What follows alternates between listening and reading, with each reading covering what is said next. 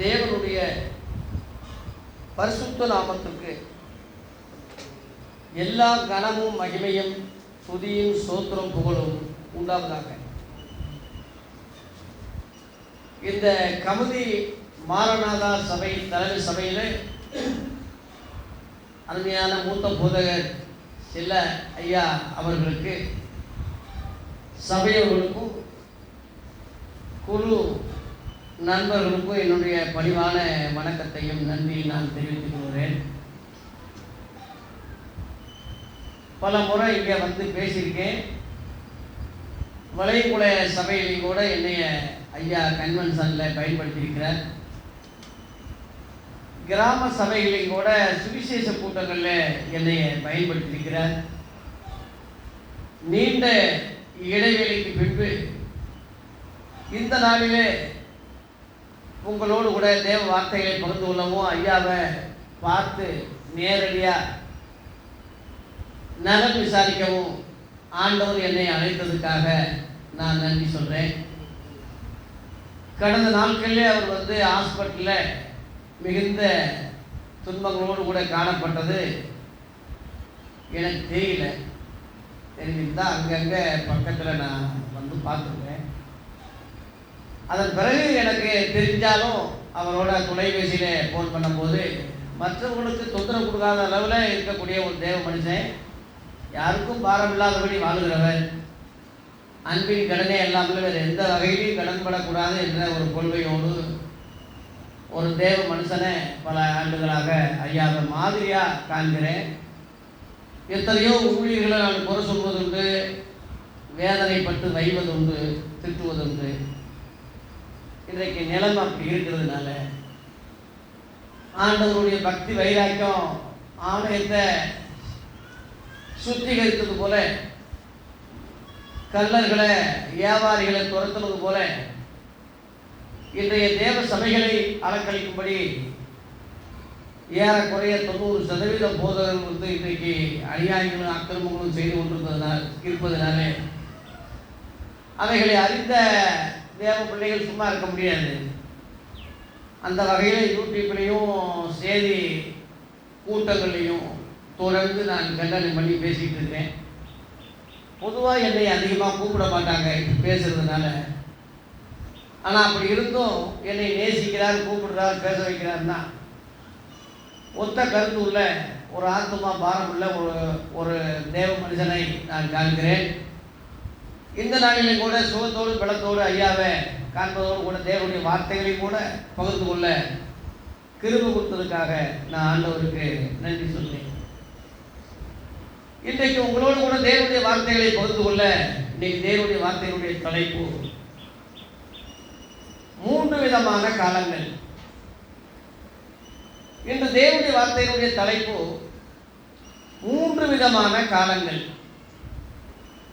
இதை பற்றி உங்களோடு கூட நான் பேச போகிறேன். ஒவ்வொன்றுக்கும் ஒரு காலம் உண்டு. பிரசங்கி 3ல் நீங்கள் வாசிச்சிருப்பீங்க. ஒவ்வொன்றுக்கும் ஒரு காலம் உண்டு. ஆனால் காலங்களையும் வருஷங்களையும் நாட்களையும் பார்க்குறீங்களே, உங்களுக்காக பட்ட பிரயாசமெல்லாம் வீணாய் போயிட்டேன்னு சொல்லி கலாத்தியர் 4:10 பவுல் சொன்னதையும் எனக்கு ஞாபகம் இருக்கிறது.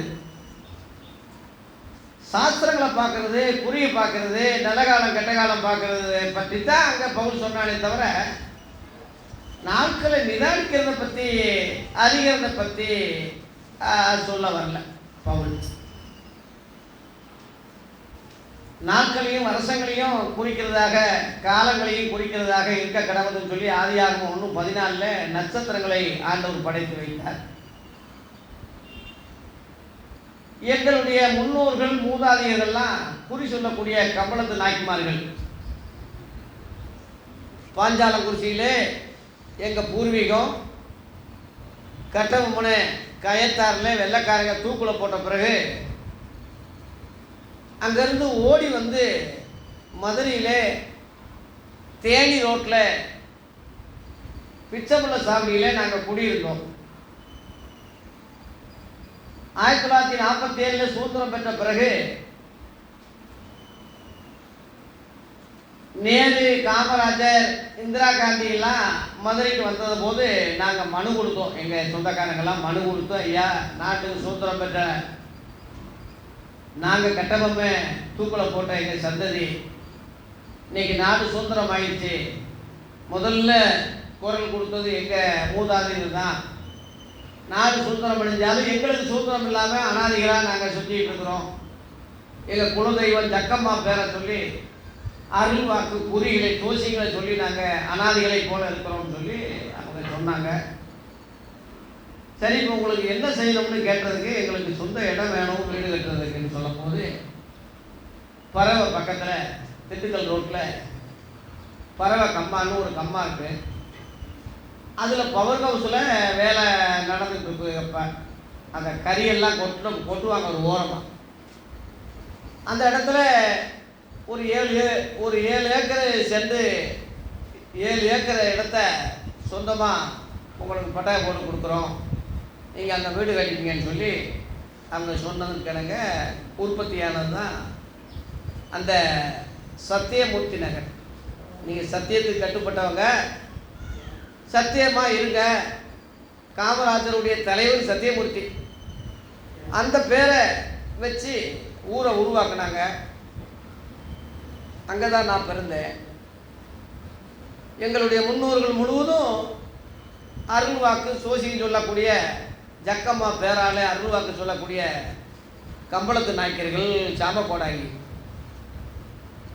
எங்களுக்கு இயேசுக்கு சம்பந்தமே இல்லை. எங்கள் ஊரில் யாரும் சோசின்னு சொல்கிறதுனால யாரும் ஊழியத்துக்கு வரக்கூடாது, வர மாட்டாங்க. உள்ள செருப்பு போட்டு கூட நடக்க மாட்டாங்க அந்த ஊருக்குள்ளே. அப்படி ஒரு பயம், வாக்கு விட்டுருவாங்க. ஆகவே இயேசுக்கும் எங்களுக்கு எந்த சம்பந்தம் கிடையாது. எங்கள் அப்பா எனக்கு முருகன்னு பேர் வச்சு எல்லா முருகன் கோயிலையும் போய் மொட்டை எடுப்பார். சஷ்டிய நோக்கு சரவண பவன சிஸ்டர் கோதம் செங்கதில் எல்லாம் பாதம் இரண்டில் பன்மணி சதங்கை கீதம்பாட கிண்கணியாட மையால் நனைஞ்சை மாயில் வாகனர்னு இப்போவும் மனப்பாடமாக தெரியுது. அந்த அளவில் சொல்லி கொடுத்து என்னை வளர்த்தாங்க.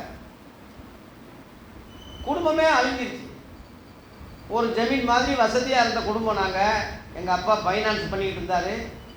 எங்கள் அம்மா மில்லில் அந்த பௌராசில் வேலை செஞ்சுக்கிட்டு இருந்தாங்க. எங்கள் அண்ணன் காந்தி கிராமத்தில் படிச்சுக்கிட்டு இருந்தார். எங்கள் அக்கா அந்த கம்மாயில் நிறைய ஆடுகள் மேய்ச்சிக்கிட்டு இருந்தாங்க. அப்போனா வசதி உள்ள குடும்பம். பக்தி பரவசம் அதிகம் ஆக ஆக குடும்பமே அழிஞ்சிருச்சு. இப்போ லைட்டாக சில ஆள்கள் இருந்தால் கொஞ்சம் பரவாயில்லாமல் இருப்பாங்க. அதிக பக்தியில் வளர்ந்த குடும்பம், அதிகமாக சாமியில் வணங்கி பூசாரியாக இருக்கக்கூடிய சோசியக்காரங்களாக இருக்கக்கூடிய குடும்பங்கள்லாம் பார்த்திங்கன்னா ரொம்ப பரிதாபமான நிலைமையில் தான் இருக்கும். அதுக்கு ஆதாரமாக எங்கள் குடும்பம் அழிஞ்சிருச்சு. எப்படின்னா, எங்கள் அம்மா மில்லில் அடிபட்டு இறந்துட்டாங்க. அந்த கவலையில் எங்கள் அப்பா குடிச்சு இறந்தார். நாங்கள் பிள்ளைகள் அனாதிகள் ஆகிட்டோம். சொந்தக்காரங்கள்லாம் வந்து இந்த பையன் பிறந்த நேரம் சரியில்லை, நான் பிறந்த நேரம் சரியில்லைன்னு தலையில் கொட்டுவாங்க. கொஞ்சம் விவரம் தெரிஞ்ச போது ரயிலில் போய் செத்துருவோம்னு ரயில் கேட்டில் போய் விழ போனேன். அந்த ரயிலை பார்த்து பயந்துட்டு வந்துட்டேன். பெரிய ரயிலில் ஓன்னு கத்திட்டு வரும்போது ஐயோ அப்பா இது நம்மளை விட பேருதான் இருக்கு. சின்ன பையன் இப்போ ஆசை, சாக ஆசை, ரயிலை பார்த்து பயம். அப்புறம் கம்மாயில் விழுந்தே காப்பாற்றிட்டாங்க. எலி மருந்து குடித்தேன், எலியே சாகாது, நம்ம பொழைச்சிட்ட பழக்க வச்சுட்டாங்க. எப்படி சாகனம்னு ஒரு முடிவு. எல்லா சாமியிலையும் சர மாதிரி வஞ்சேன். 33 கோடி தெய்வங்களும் 48 ரிஷிகளும் எங்கள் அப்பா சொன்னாங்களே, ஒரு தெய்வமாவது காப்பாற்றக்கூடாதா?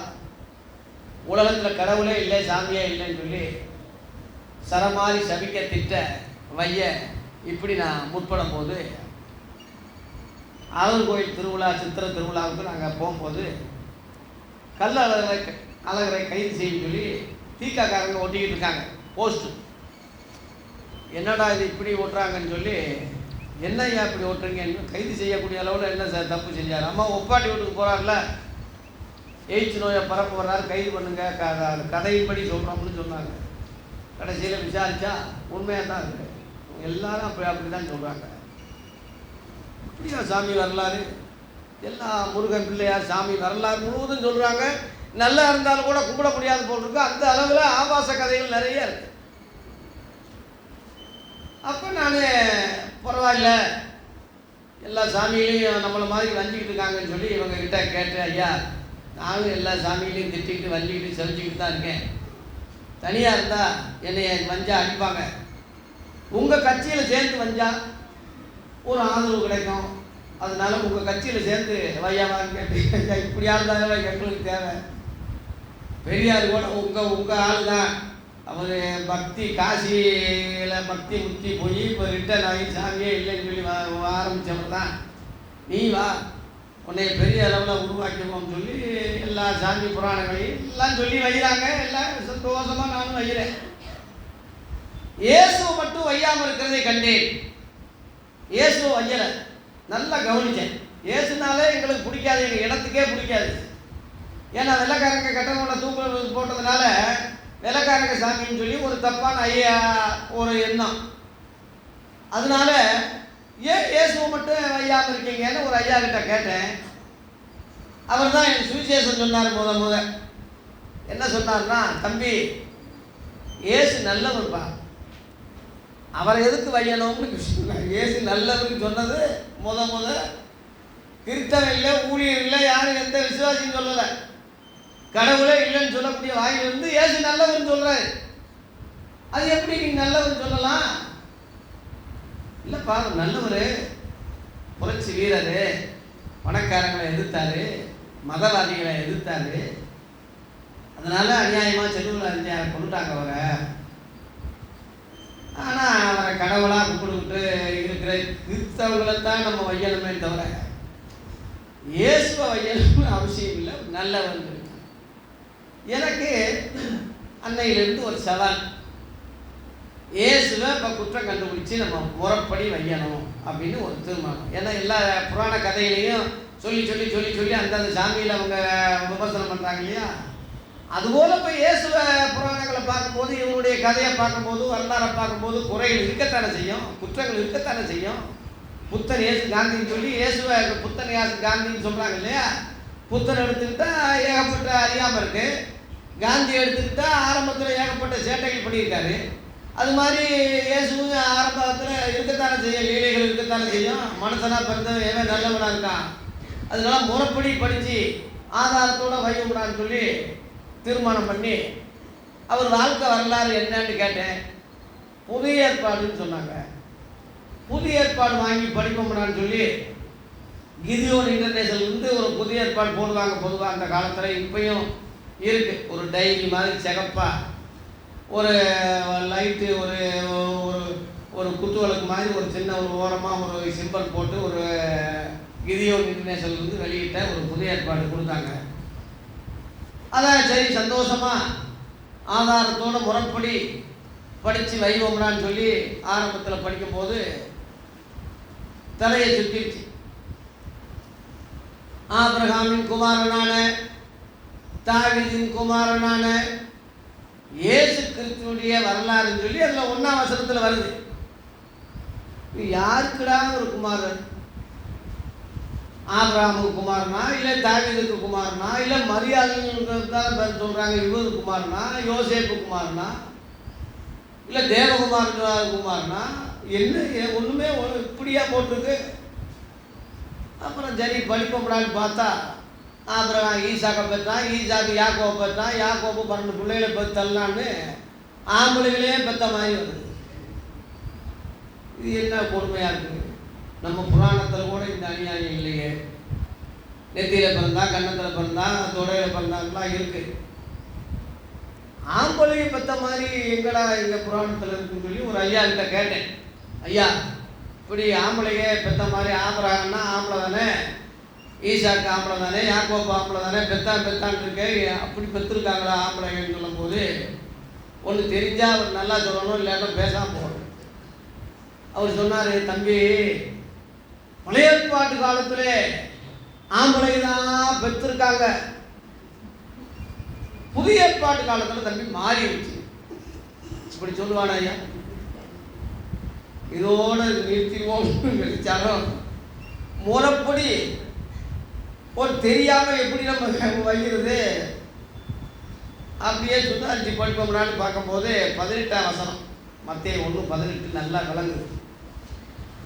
இயேசு கிறிஸ்துவின் ஜனனத்தின் விவரம் அதுன்னு வருது. சரி, இப்போ அதிலிருந்து பிறப்பின் வரலாறு அங்கிருந்து தான் வருது. அதனால யாராவது இப்போ புதுசாக இந்துக்களில் படிக்க கொடுத்தீங்கன்னா நீங்கள் அந்த 18ஆம் வசனம் வட்டம் போட்டு கொடுங்க, இதில் இருந்து படிக்க சாமின்னு சொல்லுங்க. மத்தேயு 1:18 படிப்பா, அங்கிட்டு மேலே படிக்காத, இங்கிட்டு இருந்து படிக்கன்னு சொல்லி கொடுங்க. அப்புறம் படிக்க படிக்க ஆச்சரியமாக இருந்துச்சு. இயேசு என்பதற்கு பாவத்தை போக்கி ரட்சிக்கிறவர் என்று அர்த்தம். 21ஆம் வசனம். இயேசு என்பதற்கு பாவத்தை போக்கி ரட்சிக்கிறவரா? அவரை குற்றம் கண்டுபிடிக்கத்தானே நம்ம நினைச்சிட்டு இருக்கோம். பாவத்தை போக்கி ரட்சிக்கக்கூடியவரா என்று அதில் நான் பார்க்கும்போது இம்மானுவேலுக்கு பேர் வருது. அதில் கீழே 23ஆம் வசனத்தில் இம்மானுவேலுக்கு ஒரு கன்னியை கர்ப்பதியாகி இம்மானுவேலுக்கு பேரிடுவாயாக. உடனே முருகன் ஞாபகம் தான் வருது. அந்த வேலு வருதுல்ல, வேல், அப்போ முருகன் ஞாபகம் தான் வருது. என்னடா அது, நம்ம சாமியெல்லாம் இங்கே வருது. ஒரு மத்தேயு 2ஆம் அதிகாரத்தை படிக்கும்போது கிறிஸ்து பிறக்கிறாரு இருக்கு, அங்கே தப்பிக்கிறாரு இருக்கு, அந்த ஆண் பிள்ளைகள் எல்லாம் ஏறுவது கொலை செய்கிறான் இருக்கு. அது 17ஆம் வசனத்தில் ராமாவிலே கூக்குரல் ஏற்பட்டது, ராகேல் தன் பிள்ளைகளுக்காக அழுது ஆறுதல் இருக்கிறான்னு சொல்லி மத்தேயு 2:17 இருக்கு. எங்கள் அப்பா சொன்ன கிருஷ்ண அவதார கதை தான் எனக்கு ஞாபகம் வருது. அதே தான் அப்படியே இங்கே மாறிடுச்சா, இங்கேருந்து அங்கே மாறிடுச்சா அப்படின்னு சொல்லி ஆய்வு பண்ணும்போது இயேசு கிறிஸ்து ஒரு கட்டுக்கதை அல்ல, இதிகாசமோ புராண புருஷனோ புராணங்களோ அல்ல. அவர் சரித்திர வரலாறு, கிமு கிபின்னு வரலாறு இருக்கு இல்லையா, அது யாரும் மறுக்க முடியாது. கடவுளே இல்லைன்னு சொல்கிறவங்க கூட கிமு கிபின்னு சொல்லித்தான் ஆகணும், எழுதித்தான் ஆகணும். இயேசு வந்தது உண்மைன்னு ஒத்துக்கிட்டு தான் ஆகணும். அந்த அளவில் வரலாறு இருக்கு. அதே மாதிரி புராணங்களில் இல்லை. ஆகவே இந்த வரலாறு தான் புராணங்களில் கண்ணு மூக்கு வச்சு மறிவுக்கு போட்டிருக்கு அப்படின்னு நான் பின்னாடி புரிஞ்சுக்கிட்டேன். கிறிஸ்துவ கிருஷ்ணனாகவும் ராமாவை ராமனாகவும் ராகேல ராதையாகவும் அந்த 2 வயதுக்கு உட்பட்ட ஆண் குழந்தையெல்லாம் கொன்னது அதுலேயும் இருக்குது இதுலேயும் இருக்குது, எல்லாம் இப்படியே மாற்றிட்டான் போட்டிருக்குன்னு சொல்லி பின்னாடி புரிஞ்சுக்கிட்டேன். இது மாதிரி தான் ஆசியா கண்டத்தில் உண்மையான ஒரு வரலாறை, உண்மையான ஒரு தத்துவத்தை, புகை இல்லாமல் நெருப்பு இல்லாமல் புகையாதுல்ல, அப்போ ஒரு உண்மை பொருள் இல்லாமல் உலகமெல்லாம் பரவாது. ஆசியா கண்டத்தில் தான் அதெல்லாம் பரவி உலகமெல்லாம் அப்படியே கண்ணு மூக்கு வச்சு அப்படியே பல மதங்களாக சாமிகளாக அப்படி மாறிடுச்சுன்னு சொல்லி அந்த உண்மையை புரிஞ்சுக்கிட்டேன். அப்படி இருந்தாலும் இந்த இயேசு யார் என்ற கேள்வியோடு வரும்போது 3ஆம் அதிகாரத்தில் அவர் ஞானஸ்நானம் பெறார். 4ஆம் அதிகாரத்தில் 40 நாள் உபவாசம் இருந்து பிசாசியை ஜெயிக்கிறார். 5ஆம் அதிகாரம் 6ஆம் அதிகாரம் 7ஆம் அதிகாரம் மலை பிரசங்கம் பண்றார். அந்த 3 அதிகாரங்கள் என்னைய ரொம்ப கவர்ந்தது. இதுவரைக்கும் எந்த மகானும் சொல்ல முடியாத ஒரு தத்துவம், ரகசியங்கள், உபதேசங்கள் அந்த 3 அதிகாரங்களில் இருக்கிறத கண்டு ரொம்ப ஆச்சரியப்பட்டேன். உலகத்தில் எந்த மகானும் சொல்லலையே. அந்த அடிப்படையில் வந்த பெரியார்கள் சொல்லியிருக்காங்களே தவிர அவரை போல பிரசங்கம் யாரும் பண்ணலை, அவர் போல வாழ்ந்ததும் இல்லை. பண்ணியிருக்காங்க, வாழ்ந்ததில்லை. இப்போ நீதிமொழிகள்லாம் பார்த்தீங்கன்னா ஏங்கப்பா பெரிய அறிவாளி, பெரிய ஞானி. அதை பார்த்தீங்கன்னா திருக்குறள் மாதிரி இருக்கும். கடைசியில் என்னடா செஞ்சாருன்னு பார்த்தா 1000 பொம்பளையில கட்டி விக்கிர ஆராதனையாக போய் செத்தான் இருக்கு. 1 ராஜாக்கள் 11 இருக்கு. தத்துவங்கள் சொல்லலாம், பேசலாம், வாழ்க்கையில் அப்படி காட்டலையே. ஆனால் இயேசு அப்படி அல்ல. இயேசுவை ஏதாவது நம்ம சாமிகள் மாதிரி மனைவி பாட்டி 2 மனைவி 3 மனைவி ஏதாவது செய்து ஏதாவது லீலைகள் இருக்கும்னான்னு பார்த்தா யோவான் 8:46 ஒரு கேள்வி கேட்கிறாரு. என்னை பார்த்து கேட்ட மாதிரி இருந்துச்சு ஒரு கேள்வி. என்னிடத்தில் பாவம் உண்டு, உங்களில் யார் என்னை குற்றப்படுத்த கூடும்? சொந்த யூதர்கள்கிட்ட சொல்றாரு, நான் சத்தியத்தை சொல்லியிருக்க, பின்ன ஏன் என்னை விசுவாசிக்கிறது இல்லைன்னு சொல்லி அந்த வார்த்தையை கேட்கிறாரு. இதுவரைக்கும் உலகத்தில் எவனும் பதில் சொல்றதில்லை இந்த வார்த்தை. அநியாயமா வேண்டாம் சொல்லலாம், நியாயமான முறையில் இயேசு ஒரு குற்றவாளின்னு சொல்லி நியாயமான முறையில் சொல்லலை. பிலாத்து விசாரிக்கும் போது கூட இவரிடத்தில் எந்த குற்றமும் காணேன். ஒரு பெரிய கவர்னர் பொய் சாட்சிகளை கொண்டு வந்தாங்க, அது ஒவ்வாம போச்சுன்னு இருக்கு. இந்த நீதிமானுடைய இரத்த பலிக்கு நான் உடன்பட மாட்டேன்னு கையை கழுவுறான். அந்த அளவில் பரிசுத்தராக, குற்றமற்றவராக, நீதிமானாக, பாவங்களுக்கு விலகினவர். எபிரேயர் 7:26 அவர் சீடர்கள் எழுதுறாங்க, குற்றமற்றவர், மாசில்லாதவர், வானங்களிலே உயர்ந்தவர், பாவிகளுக்கு விலகினவர். சீடர்கள் சொல்றாங்க. சொந்த ஜனங்கள்கிட்ட சவால் விட்டு கேட்கிறாரு, என்கிட்ட என்ன பாவம் உண்டு? கடைசியில் அநியாயமாக தான் தெருவில் அறிஞ்சாங்க என்பதை புரிஞ்ச. அதில் கூட அறிஞ்சவங்களை கூட பிதாவே அவர்களுக்கு மன்னியும், தாங்கள் செய்கிறது என்னதென்று அறியாதிருக்கிறார்களேன்னு சொல்லி பரிந்து பேசுகிற அந்த குணம் மகாத்மா காந்தியே அந்த வார்த்தையை கவர்ந்து தான் அகிம்சை கொள்கைக்கு அவர் வந்தார். லண்டனில் பாரிஸ் பட்டம் படிக்கும்போது கிறிஸ்தவத்துக்கு அவருக்கு சம்மந்தம் இல்லை, பிரியும் இல்லை. ஆனாலும் அவருடைய நண்பருடைய வற்புறுத்தலின்படி புதிய ஏற்பாடை படித்து, ஒரு கன்னத்தில் அறிந்தால் மறு கன்னத்தை திருப்பி காட்டு, உன் சத்ருவை நேசி, பகைக்கவளுக்கு நன்மை செய், 1 மைல் தூரம் வர பலவந்தம் பண்ணினா 2 மைல் தூரம் போ. இந்த வார்த்தைகள்லாம் அவருக்கு ரொம்ப கவர்ந்துருக்கு. இதை ஏன் நம்ம வச்சு இந்தியா சுதந்திரத்துக்கு ஏன் போராடக்கூடாதுன்னு சொல்லி அகிம்சை கொள்கைகளை, அந்த அன்பின் காரியங்களை நிலைநிறுத்தி போராடினதுனால தான் வெற்றி பெற்றார். அதுக்கு முன்னாடி எத்தனையோ வீர சிவாஜி, ஜான்சி ராணி, கட்டபொம்மன் எவ்வளவோ வீரத்தில் போய் செத்தாங்க. ஆனால் அகிம்சை கொள்கையில இயேசுவின் வார்த்தையின்படி போய் இந்தியாவை மீட்டெடுத்து சுதந்திர அடைய செய்தார். அது பார்க்கும்போது இயேசுவினுடைய வார்த்தை காந்தி எப்படி கவர்ந்ததோ அதுபோல் என்னை ரொம்ப கவர்ந்தது. என்னடா அது பையனும் திட்டணும்னு பார்க்கும்போது இப்படி வீரதராதியாக இருக்காரு, அநியாயமாக எப்படி சொல்ல முடியும்? மனச்சாட்சிப்படி அநியாயமாக எப்படி வைய முடியும்? இவனுடைய வார்த்தைகள்லாம் என்னை ரொம்ப கவர்ந்தது. ஒரு சாதாரண மனுஷனாக தெரியல அந்த வார்த்தையெல்லாம். நானே வழியும், நானே சத்தியும், நானே ஜீவனமாக இருக்கிறேன், என்னையே அல்லாமல் ஒருவனும் பிதாவிடத்தில் வரான், நான் உலகத்துக்கு ஒளியா இருக்கிறேன், நானே நல்ல மேய்ப்பனா இருக்கிறேன், நானே ஆடுகளுக்கு வாசல்,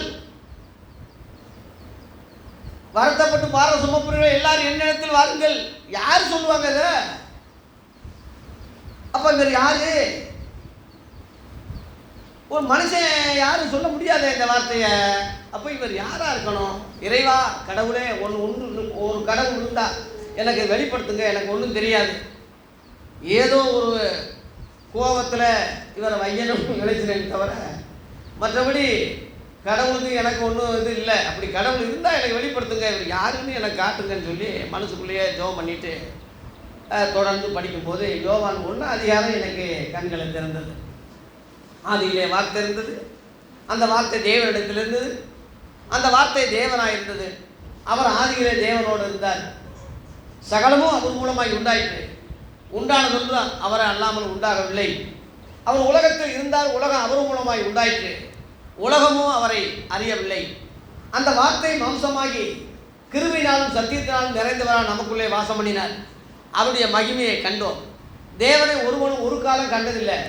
அவர் மடியில் இருக்கிற ஒரே பேரான குமாரனை அவரை வெளிப்படுத்தினார். உலகத்திலே வந்து எந்த மனுஷனையும் பிரகாசிப்பிக்கிற ஒளியே, அந்த மெய்யான ஒளி என்ற வார்த்தையை அந்த 1 அதிகாரம் முழுவதும் எனக்கு டச் ஆச்சு. எங்கள் முன்னோர்கள்லாம் வள்ளலார் மாதிரி அருள் பெருஞ்சோதி, தனிப்பெருங்கரணர், தீபம் வச்சு கும்பிடுவாங்க. அப்போ அவர் நான் ஒளியா இருக்கேன், நான் தான் அந்த ஒளி, மெய்யான ஒளி, எந்த மனுஷனையும் பிரகாசிக்கக்கூடிய ஒளி.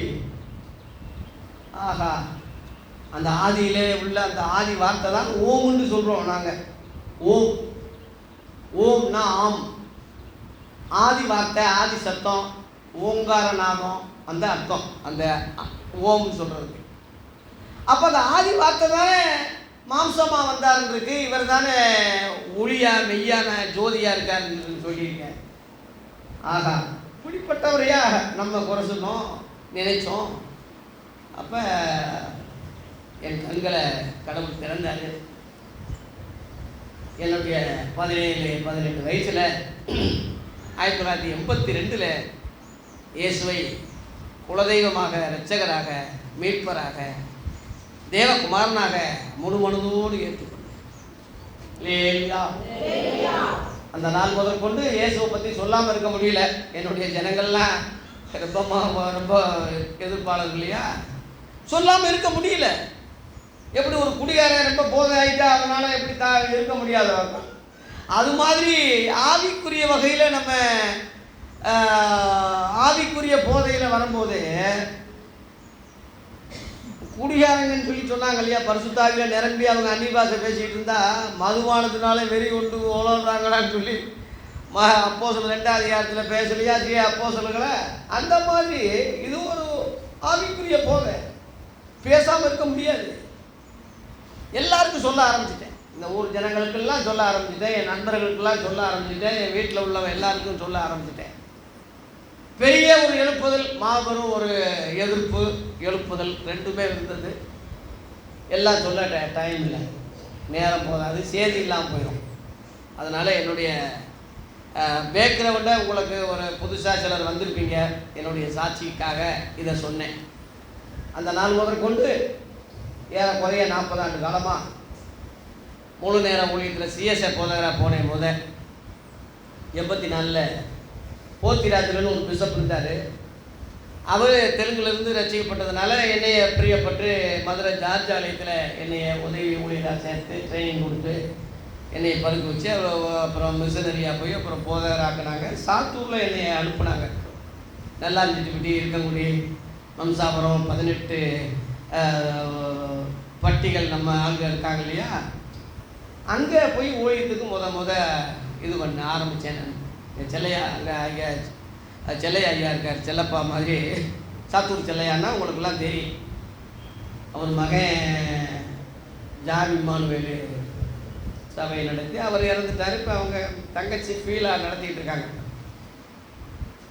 அப்போ சிஎஸ்ஐ போதகராக இருந்து அப்போ அது பிறகு அப்படியே நம்ம ஜனங்களுக்காக, ஏன்னா மக்கள் அக்கினி கடலுக்கு போகிறாங்களே, நரகத்துக்கு போகிறாங்களே, நம்ம சொல்லாட்டினா வேறு யார் சொல்ல முடியும் சொல்லி அந்த மேன்மைகளெல்லாம், வசதிகள்லாம், நல்ல ஒரு பொசிஷனில் இருந்தேன். எல்லாத்தையும் விட்டுட்டு என்னுடைய மக்கள் அழிந்து போகிறாங்களே, அவங்களை எப்படி நம்ம காப்பாற்றாமல் இருக்க முடியும்னு சொல்லி முழு நேரமாக மிஷனரியாக திரும்ப எங்கள் ஜனங்கள் மத்தியிலே போய் ஊழியத்தை ஆரம்பித்தேன். இன்ன வரைக்கும் பல கஷ்டங்கள், பாடுகள், சிறை தண்டனைகள், போராட்டங்கள், இழப்புகள், எவ்வளவோ மரணங்கள், எவ்வளவோ போராட்டங்கள் எல்லாம் தாங்கி ஏந்தி சுமந்து தப்பிவிட்டு இந்த நாள் வரைக்கும் ஆண்டவர் எனக்கு போதுமானவராக இருக்கார். வெளிநாட்டு உதவி இல்லை, எந்த ஸ்தாபனம் எனக்கு உதவி இல்லை, என் சபையும் பெரிய சபை இல்லை. ஆனால் அதிசயமாக அற்புதமாக எனக்கு ஒரு குறை இல்லாமல், கடன் இல்லாமல், வியாதி நோய் இல்லாமல் இம்மட்டும் என்னை அற்புதமாக நடத்தி யூடியூப் மூலமாக உலகமெல்லாம் சுவிசேஷம் பரவக்கூடிய அளவில், சென்னையில் அதிகமாக ஊழியம் செய்யக்கூடிய அளவில், இன்றைக்கி அநேக புஸ்தகங்களை வெளியிடக்கூடிய அளவில் ஆண்டவர் கிருபை கொடுத்தார். இது ஒரு 3 செட்டு கொண்டு வந்திருக்கேன். வெளிப்படுத்தின விசேஷம் விளக்க உரை எழுதியிருக்கேன், எபிரேய நிருபம் விளக்க உரை எழுதியிருக்கிறேன், ஆதியாகமத்திலிருந்து வெளிப்படுத்தின விசேஷம் வரைக்கும் 66 புஸ்தகத்துக்கு விளக்க உரை எழுதியிருக்கேன். இங்கே கொண்டு வந்திருக்கேன் விற்பனைக்கு. நீங்கள் வாங்காதவங்க நீங்கள் வாங்கி பயன்படும்படி அன்போடு கேட்டுக்கொள்கிறேன். கர்த்தர் நம்மை ஆசீர்வதிப்பாராக. இப்பொழுது தேவனுடைய வார்த்தையினுடைய தலைப்பு 3 விதமான காலங்கள். இன்று தேவனுடைய வார்த்தையினுடைய தலைப்பு 3 விதமான காலங்கள். முதல் காலம் பழைய ஏற்பாட்டு காலம், 2வது காலம் புதிய ஏற்பாட்டு காலம், மூன்றாவது காலம் அப்போஸ்தல காலம். இந்த 3 காலங்களை பிரித்து சுருக்கமாக உங்களுக்கு சொல்ல போகிறேன். 12 மணி ஆகுதுன்னா ஒரு மணிக்கு தாண்டாமல் நான் முடிக்கணும் நான். ஆகவே தேவ பிள்ளைகளே, இந்த காலங்களை அறிகிறது நமக்கு ரொம்ப அவசியம். ஆதினத்தில் உள்ள காலங்களையும் நேரங்களையும் அறிவது உங்களுக்கு அடுத்ததில்லைன்னு சொல்லி அப்போஸ்தலர் 1:5-6 சொன்னார். தவிர இந்த காலங்களை நீங்கள் அறியாமல் போகிறது என்னன்னு சொல்லி கடைசி காலத்தை பற்றி இயேசு பொதுமக்களுக்கு சொன்னார். ஆகவே நம்ம ஒரு குறுகிற வட்டத்தில் கிணத்தை தவளை மாதிரி அஞ்ஞானிகளைப் போல என்னத்தை உண்போம், என்னத்தை குடிப்போம், எப்படி சாப்பிடுவோம், என் மனைவி, என் பிள்ளை, என் குடும்பம் சொல்லி இதுலேயே நேரத்தை கடத்தக்கூடாது. சில பாஸ்டர்கள் அதை விரும்பி அதை நினைச்சு அவங்களுக்கு ஏற்றபடி போதிக்க ஆரம்பிச்சிடுறாங்க. கடனெல்லாம் தீர்ப்பார், உன் கண்ணீரெல்லாம் விளக்குவார், வகுத்து வலி நீக்குவார், வீடு கட்டுவாய், குழந்தை புருவாய். ஏன் இவர் சொல்லாட்டினா அது நடக்காதா? சோசின்னு சொல்கிற மாதிரி இப்போ நாங்கள்லாம் சோசிக்காரங்களாம் திருந்தி சத்தின்னு சொல்ல ஆரம்பிச்சிட்டோம். எல்லாரும் ஜோசின்னு சொல்ல ஆரம்பித்தான். ஊழியக்காரன் முழுவதும் பார்த்தா நாங்கள் கூட தோற்றுருவோம் போலுக்கு. அவ்வளவு டெக்னிக்கலாக நல்ல காலம் சொல்கிறான், ஜோசின்னு சொல்கிறான். ஒவ்வொரு வருஷமும் ஜோசிக்காரன் மாதிரி தீர்க்கதரிசன்ற பேரில் சொல்லிட்டு திரியிறாப்ப. அதெல்லாம் எங்களுக்கு தெரியும். நாங்கள் எங்களுக்கு முகத்தை பார்த்து ஒரு ஆள் கண்டுபிடிச்சிருவோம். சைக்காலஜி மாதிரி வரங்கள் வேறு ஆண்டவனை கொடுத்ததுனால டக்குன்னு ஒரு ஊழியக்காரனை பார்த்த உடனே அவன் பிரசங்கம் பார்த்தவன் இப்போ கேட்ட உடனே கண்டுபிடிச்சிடலாம். அந்த ஒரு கிருபை இருக்குது. ஆகவே அந்த அடிப்படையில் இன்றைக்குள்ள 90% ஊழியக்காரன் அயோக்கிய நாய்களாக தான் இருக்காங்களே தவிர, கேடுகட்ட ஆளுகளாக தான் இருக்கிறாங்களே தவிர, மக்களை ஏமாற்றக்கூடியவங்களாக தான் இருக்கிறாங்களே தவிர, வயதே தெய்வமாக இருக்கிறாங்களே தவிர, மக்களை மடையராக்கி முட்டாளாக்கி வச்சுட்டு தான் இருக்கிறாங்களே தவிர, சத்தியத்தை சொல்கிறதுக்கு நாதி இல்லை. அந்த 10% சொல்கிறேன் தசமபாகம் மாதிரி ஐயா மாதிரி ஒரு சில தேவ பிள்ளைகள் மின்னாமூச்சி மாதிரி மின்னிட்டு இருக்கிறாங்க. மற்றபடி 90% ரொம்ப வேதனையாக இருக்குது. நான் அறிஞ்சதுனால சொல்கிறேன். உங்களுக்கு வேணால் ஆச்சரியமாக எப்படி வயிறாரேன்னு. என்னை மாதிரி நீங்களும் கேள்விப்பட்டா வஞ்சா தெரிஞ்சுக்கிட்டா ரொம்ப என்னை விட டென்ஷனாக இருக்குது. அவ்வளவு கெடுத்து வச்சுருக்கான் இன்றைக்கி. அதனால் இன்றைக்குள்ள ஊழியர்களையும் ஸ்தாபனங்களையும் தலைவர்களையும் தயவு செய்து பின்பற்றாதீங்க. தவறான வழியில் நடத்திட்டாங்க, நடத்திக்கிட்டு இருக்காங்க இப்போ. ஆகவே உங்களுக்கு நான் சொல்ல வேண்டிய விஷயம், ஆண்டவராகிய இயேசு தலைவர், தலைமை இடம் பரலோகம், அவரால் நியமிக்கப்பட்ட ஆதி அப்போஸ்தலர்கள் நமக்கு வழிகாட்டிகள், அப்போஸ்தல நிருபங்கள் நமக்கு போதனை. இப்படி உங்களை கொண்டு போகிறதுக்கு தான் பாடுபட்டுக்கிட்டு இருக்கேன், பேசிக்கிட்டு இருக்கேனே தவிர மனுஷர்களை பின்பற்ற சொல்லி நான் சொல்லலை. என்னையும் சேர்த்து தான் சொல்கிறேன். இன்றைக்கி இருப்பேன், நாளைக்கு செத்துருவேன். அல்லது ஒரு 2 கோடி ரூபா கொடுத்தா பல்ட்டி அடிக்க மாட்டேன்னு என்ன நிச்சயம் இருக்குது? மனுஷன் தானே. இன்றைக்கி அப்படி ஆய் உயிர் கத்துறவன் முழுவதும் இன்றைக்கி மறுதளிச்சுட்டானே. பாலாசுலாரி ரொம்ப பெரிய சுத்தமான மாதிரி ஊழியக்கார மாதிரி கடைசியில் நானே ஏசுன்னு சொல்லிட்டான். இப்போவும் ஒரு கூட்டம் கும்பிட்டு தானே இருக்கிறாங்க. பெரிய பெரிய தலைவர்களை பின்பற்றி முழுவதும் கடைசியில் பல்கலைக்கழகம் கட்டணும், கட்டணம் கட்டணும், அது கட்டணும், இது கட்டணும்னு சொல்லி உங்களை தவறான வகையில் ஜனங்களை கொண்டு போனாலே தவிர பரலோகத்துக்கு எவனும் சத்தியத்துக்கு கொண்டு போகிற நாள் இல்லை. ஒவ்வொன்றுக்கும் அவன் பிழைப்புக்கு, அவன் சாவனம் வளர்க்குறதுக்கு, அவன் தொந்தியை வளர்க்குறதுக்கு, அவன் குடும்பத்தை பெருக்கிறதுக்கு, அவன் வருமானத்தை பெருக்கிறதுக்கு பிஸ்னஸ் மைண்டாக அரசியல் மாதிரி போயிட்டானே தவிர பரலோகத்துக்கு கொண்டு போகிறதுக்கு நாதி இல்லை என்ற ஒரு உண்மையை தெரியும் போது ரொம்ப மனசு வேதனை. ஒன்றும் ஊழியத்தை ஒன்று செய்யக்கூடாது. அப்படி செஞ்சால் உள்ளதுன்னு இல்லாதுன்னு பேசாமல் பேசி தான் ஆகணும். பேசாமல் நம்ம போக முடியாது. அந்த வகையில் எவனும் கூப்பிடாவிட்டாலும் பரவாயில்ல, எவனும் வஞ்சாலும் பரவாயில்ல, செத்தாலும் பரவாயில்ல, சத்தியத்தை சொல்லி சாவலான்னு சொல்லி வைராக்கியத்தோடு அடியேன் ஏதோ அவருக்கு. அதனால நான் பெரிய நீதிமானோ பரிசுத்தமானோ இல்லை. இன்னைக்கு நிற்கிறவன் நாளைக்கு கடைசி வரைக்கும் நிற்கணும். நான் ஐயாவுடைய தியாக வாழ்க்கையில் ஓரளவில் அவருடைய வாழ்க்கையில் கடந்து வந்துட்டார். நீங்கள் சாரவளம் ரோஜா அம்மாவை பார்க்குறோம், வைலட்டார் அம்மாவை பார்க்குறோம், பெரிய பரிசுத்தவான்களை காட்டாத்துறை தாமஸ் ஐயாவுக்கு முந்தி ஜான்ரோஸ் ஐயா இருந்தார். இந்த மாதிரி நிறையா இப்போ சாம் சுந்தரம், இப்போ நம்ம சென்னையில் சுந்தரம், இப்படி எத்தனையோ பரிசுத்தவான்கள். அதுக்காக நான் எல்லாத்தையும் சொல்கிறோம். எவ்வளவோ தியாகிகள் இருக்காங்க. அந்த லிஸ்ட்டில் ஐயாவை நான் பார்க்குறேன். மற்றபடி இன்றைக்கு 90% இன்றைக்கி ரெக்கார்ட் டான்ஸ் ஆடிக்கிட்டு விசில் அடிச்சுக்கிட்டு இன்றைக்கி குத்து நடனம் கும்பாங்குத்து ஆடிக்கிட்டு இன்றைக்கி மக்களை ஏமாற்றி இருக்கிற அந்த அவல நிலைகள் பார்க்கும்போது வேதனையாக இருக்குது. அப்படிப்பட்ட நிலைமைகளில் இந்த கமுதி மாரநாதா சபையை பார்க்கும்போது, உங்கள் உடையை பார்க்கும்போது, உங்கள் ஆராதனையை பார்க்கும்போது, உங்கள் பாடலை பார்க்கும்போது ரொம்ப காலத்தில் இல்லாத ஒரு புது அனுபவம், சந்தோஷம், மகிழ்ச்சி, கலிகூறுதல் ஆவியில் நான் உணர்ந்தேன். மகிழ்ச்சி அடைகிறேன். லேலுயா. 3 விதமான காலங்கள் சொல்லும்போது பழைய ஏற்பாட்டு காலம் என்ன காலம்? அப்போஸ்தலர் 17ஆம் அதிகாரத்தில் டக்குன்னு எடுத்து அவங்க படிங்க. அப்போஸ்தலர் 17ஆம் அதிகாரத்தில் 30ஆம் வசனத்தில் அப்போஸ்தலனாகிய பவுல் சொல்றான் பழைய ஏற்பாட்டு காலத்தை. அறியாமை உள்ள காலங்களை தேவன் காணாதவரை போல் இருந்தார். பழைய ஏற்பாட்டு காலம் என்ன காலம்? அறியாமை உள்ள காலம். அறியாமை உள்ள காலம். அந்த அறியாமை உள்ள காலத்திலே தேவன் அது கண்டு காணாம இருந்தார். ஏன்னா இயேசு அங்க வரல, சத்தியம் அங்க புறப்படல, அப்போஸ்தலர்கள் அந்த காலத்துல இல்ல, முழு சத்தியங்கள் வெளிப்படல. அதனால அந்த காலம் என்ன காலம்? அறியாமை உள்ள காலம். அடுத்து இன்னொரு பாயிண்ட், அப்போஸ்தலர்ல 14 படிங்க.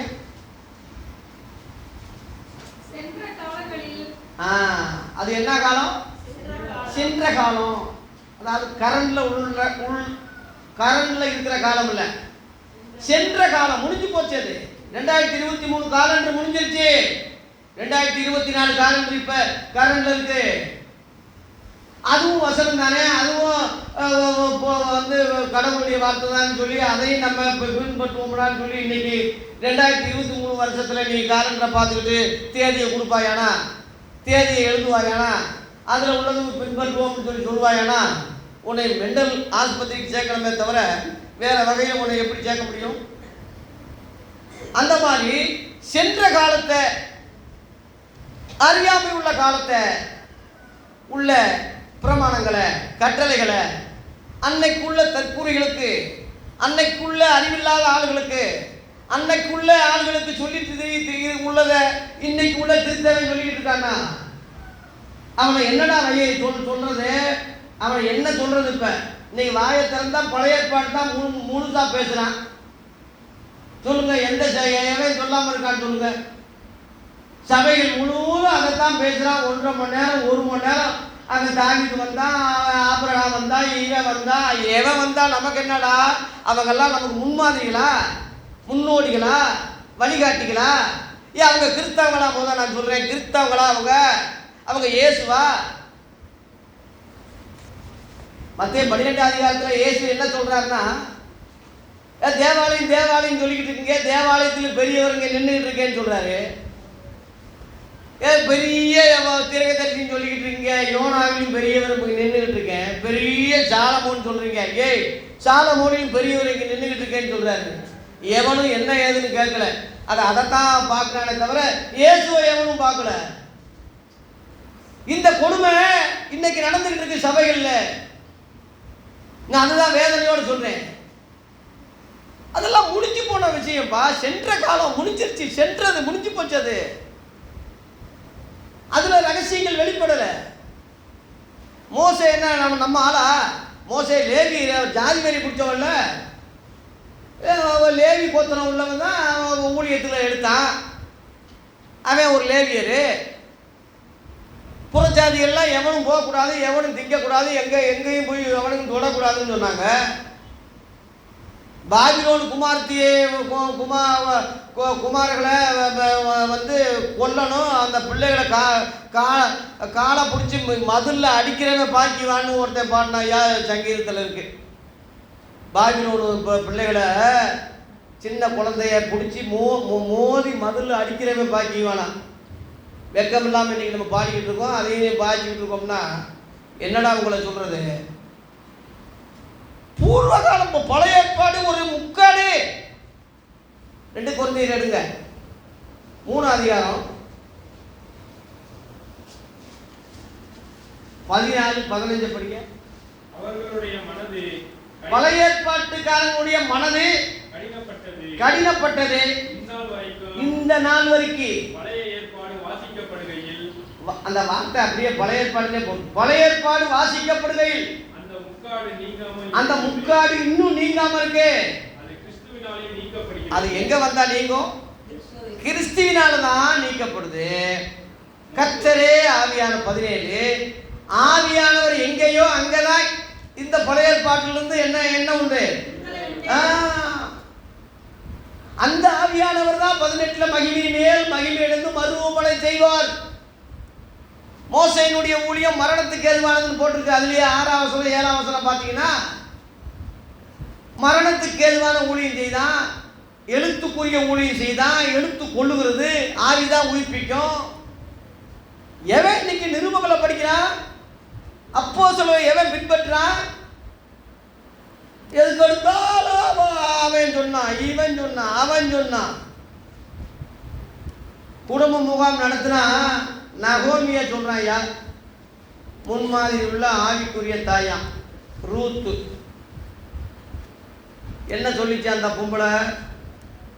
போவாசுன்னு ஒருத்தன் படுத்துப்பான், நைட்டில் செல்லாம் சிங்காரிச்சிட்டு போய் இப்படி சொல்லுவாள் ஐயா. போய் அவன் தூங்கிட்டு இருப்பான், வந்து வஸ்திரத்தை ஒதுக்கி ஓரமாக படுத்துக்க, அதுக்கு பிறகு நடக்குது அப்படின்னு சொல்லுவான். இதெல்லாம் ஒரு தாய், ஒரு ஒரு பெரியம்மா சொல்கிற வார்த்தையாது. இதுவும் கேட்டு பாருங்க, அழிவு இருக்கா உனக்கு சொல்லி வையாம இதே மாதிரி சிங்காரிச்சிட்டு அதே மாதிரி போகிறான். அவன் ஏதோ நல்லவனாக இருக்க போய் என்னம்மா இப்படி வந்து நீ நடுராத்திரியில் இப்படி வந்து சொல்லி புத்தி சொல்லி முறைப்படி கல்யாணம் முடிக்கணும், இப்படிலாம் வரக்கூடாது சத்தம் போட்டு அனுப்புனான். இது முன்மாதிரியாக பேசுகிறான். யூதான்னு ஒருத்தன் மருமகளோட வந்து வேசி நினைச்சி போனானா. வேசி நினைச்சா போலாமா? இதெல்லாம் வரலாறு. அப்போ போனாங்க லோத்து பிள்ளைங்க.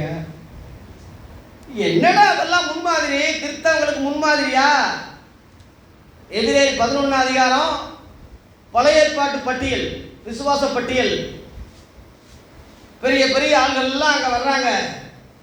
ஏனோக்கு, நோவா, ஆபிரகாம், ஈசாக்கு, சாராளு, தாவீது, மோசே, எல்லாம் சொல்றதுக்கு டைம் இல்லை. 32 கிதியோன், தாவீது, தீர்க்கதரிசி, சாமுவேல் எல்லாம் வர்றாங்க.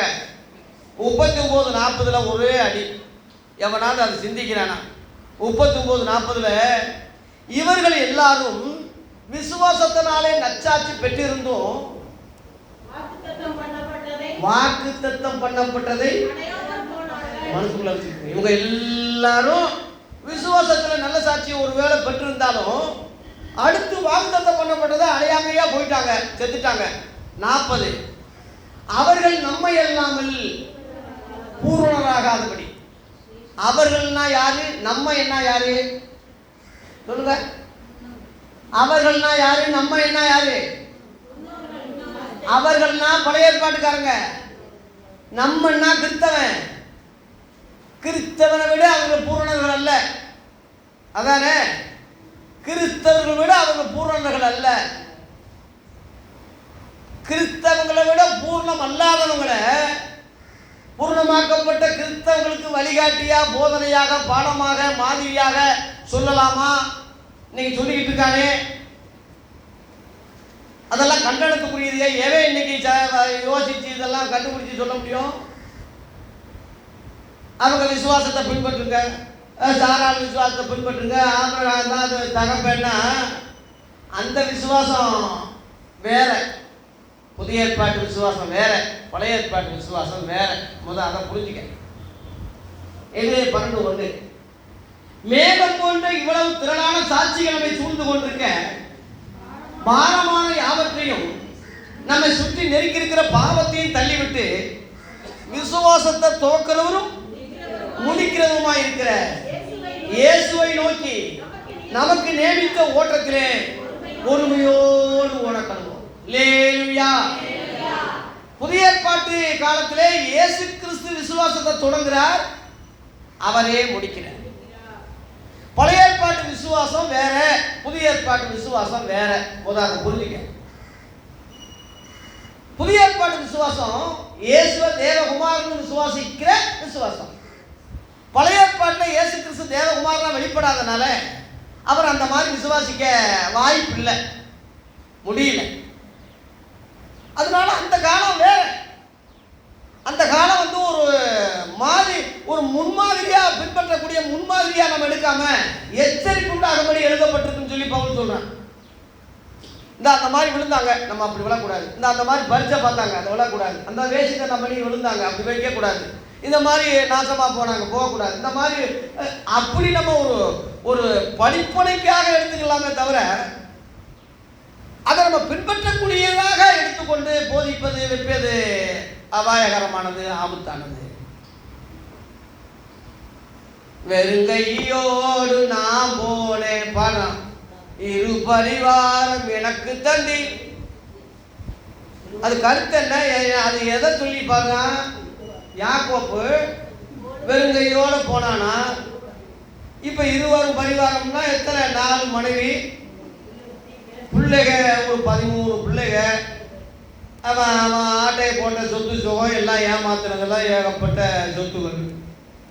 இங்கேருந்து போகும்போது அண்ணனை ஏமாத்தினான், அப்பாவை ஏமாத்தினான், பிராடு பண்ணி ஓடினான். அங்கேயும் புத்தி மாறிச்சா, அங்கேயும் பிராடு தான். அப்போ பிராடுக்கு அவனுக்கு பிராடு. கடைசியில் ஆட்டையை போட்டு நைட்டு ஓடி வரும்போது எல்லாத்தையும் வந்தான். இங்கே அது பழைய ஏற்பாட்டு காலம். தேவன் காணாதவரை போல் இருந்தார், அறியாமை உள்ள காலம். அதை குறை சொல்றதை விட அப்படிதான். அவன் வேற என்ன 1.5 கண்ணு போய் நேராக முழுறானா, எப்படிடா முழிப்பான்? அவன் தான் 1.5 கண்ணு ஆயிட்ட, நேராக முழிதான். அதனால இயேசு வராத காலம், சத்தியம் வெளிப்படாத காலம்.